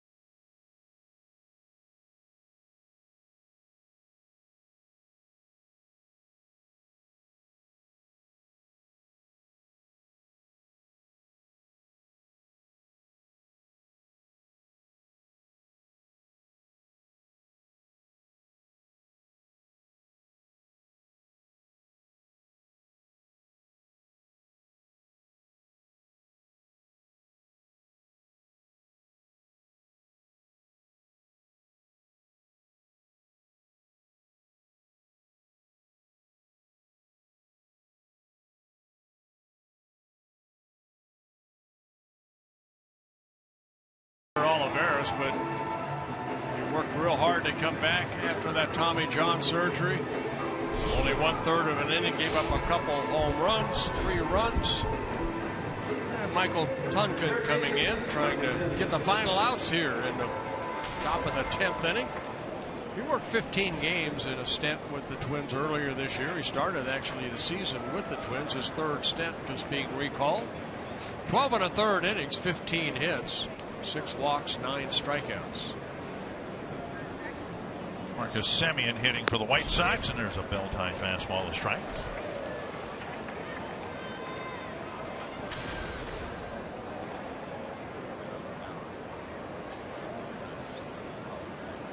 And a breaking ball for strike 2. A hard slider right there. And talking another guy that the Twins will consider for a bullpen role next year. Up and away, 1-2. He's got some experience, and again, he's got the arsenal of pitches. So a 95 from Olivares. Unfortunately, he gave up 3 runs. 95 from Tonkin, and a good breaking ball there. Gets a strikeout, 2 down. All around the American League Central, it was looking pretty bad for the Tigers until J.D. Martinez to center field. A 3-run home run. And a crushing 3-run home run for the Indians. In Kansas City, Salvador Perez doesn't get too many infield hits. So that one knocked down at 3rd. And the go-ahead run scores. Yeah, Beltran can't catch it. Nobody can. Yeah, Aaron Crow was called upon to get the save. Greg Holland's been overused. 1-0 to Carlos Sanchez. See if the Twins can keep him off the bases for the first time tonight. Yeah, 3 for 3 with the walk. He drove in a run, the 3rd run for the White Sox back in the 2nd inning.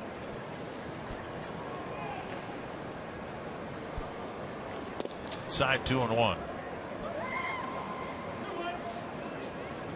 Tonkin, Olivares, Hicks, they're all here because the AAA team in Rochester made a mad rush at the end but came up short of a playoff spot. And Santana. Little easier catch. Makes the catch. A couple of long balls for the White Sox in the 10th against Lester Olivares.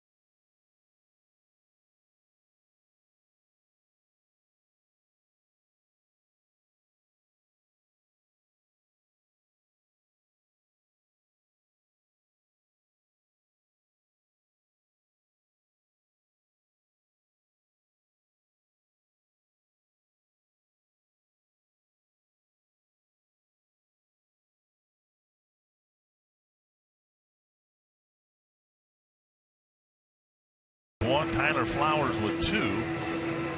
Faribault native Jake Petrichka will come into the ball game to try to pick up the save against his hometown Minnesota Twins. Yeah, the White Sox have 29 saves on the year. Petrichka has 10 of those in his second season with the White Sox.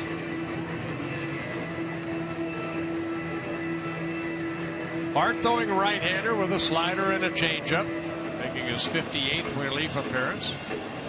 65 innings, only 57 hits allowed, 30 walks, 4 intentional, and 49 strikeouts.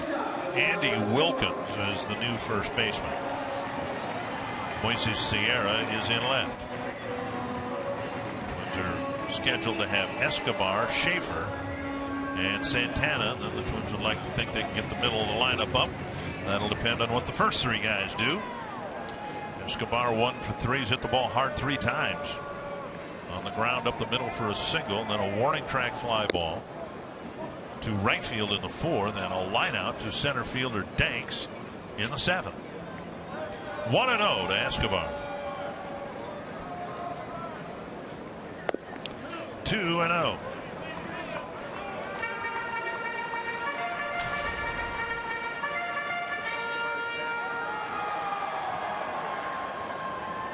Take a pitch, make him throw a strike. Twins need base runners.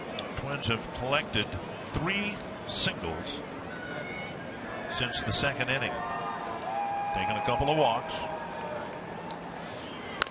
Fouled away 2-2. Yeah, Noesi really settled down nicely after the first 2 innings. Ended up working 7 innings, 3 runs, all earned, no walks, 5 strikeouts. 2-2. Call, 3rd strike. Escobar turns and walks away, thinking that pitch is the left-handed version of the pitch that struck out Trevor Plouffe. I think that's a good pitch right there.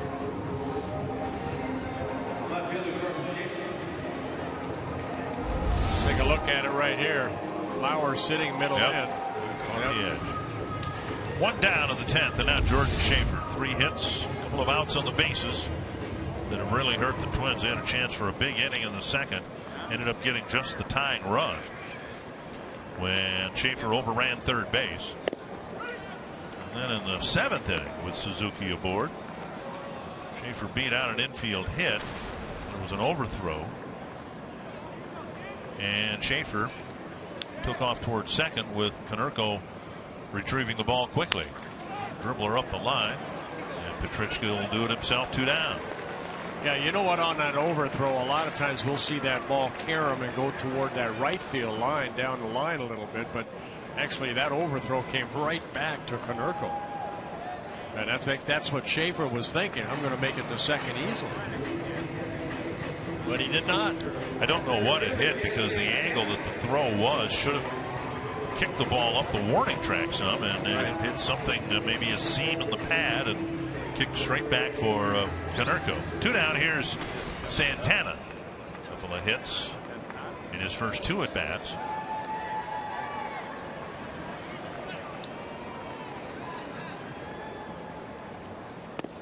Over the inside corner.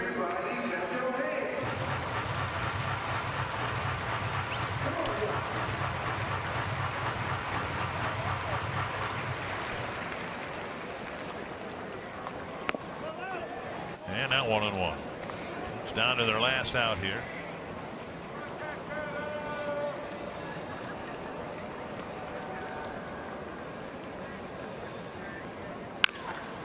And a ground ball hit right at Sanchez. And the White Sox win the opener here with a 3-run 10th inning. They've hit 3 home runs here. Here the White Sox trade Adam Dunn, Diaz, and some of the others, and they still hit 3 home runs and beat the Twins here in the opener. Anthony LaPanta, the Twins got another painfully short start from Tommy Malone, and it ended up costing them at the end of the game.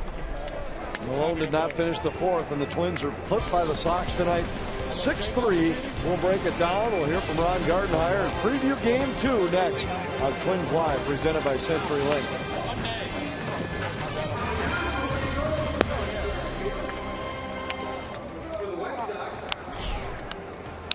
Runs, 10 hits, 2 errors on left. For the Twins, 3 runs, 9 hits. hits, now errors of 4 left. Winning pitcher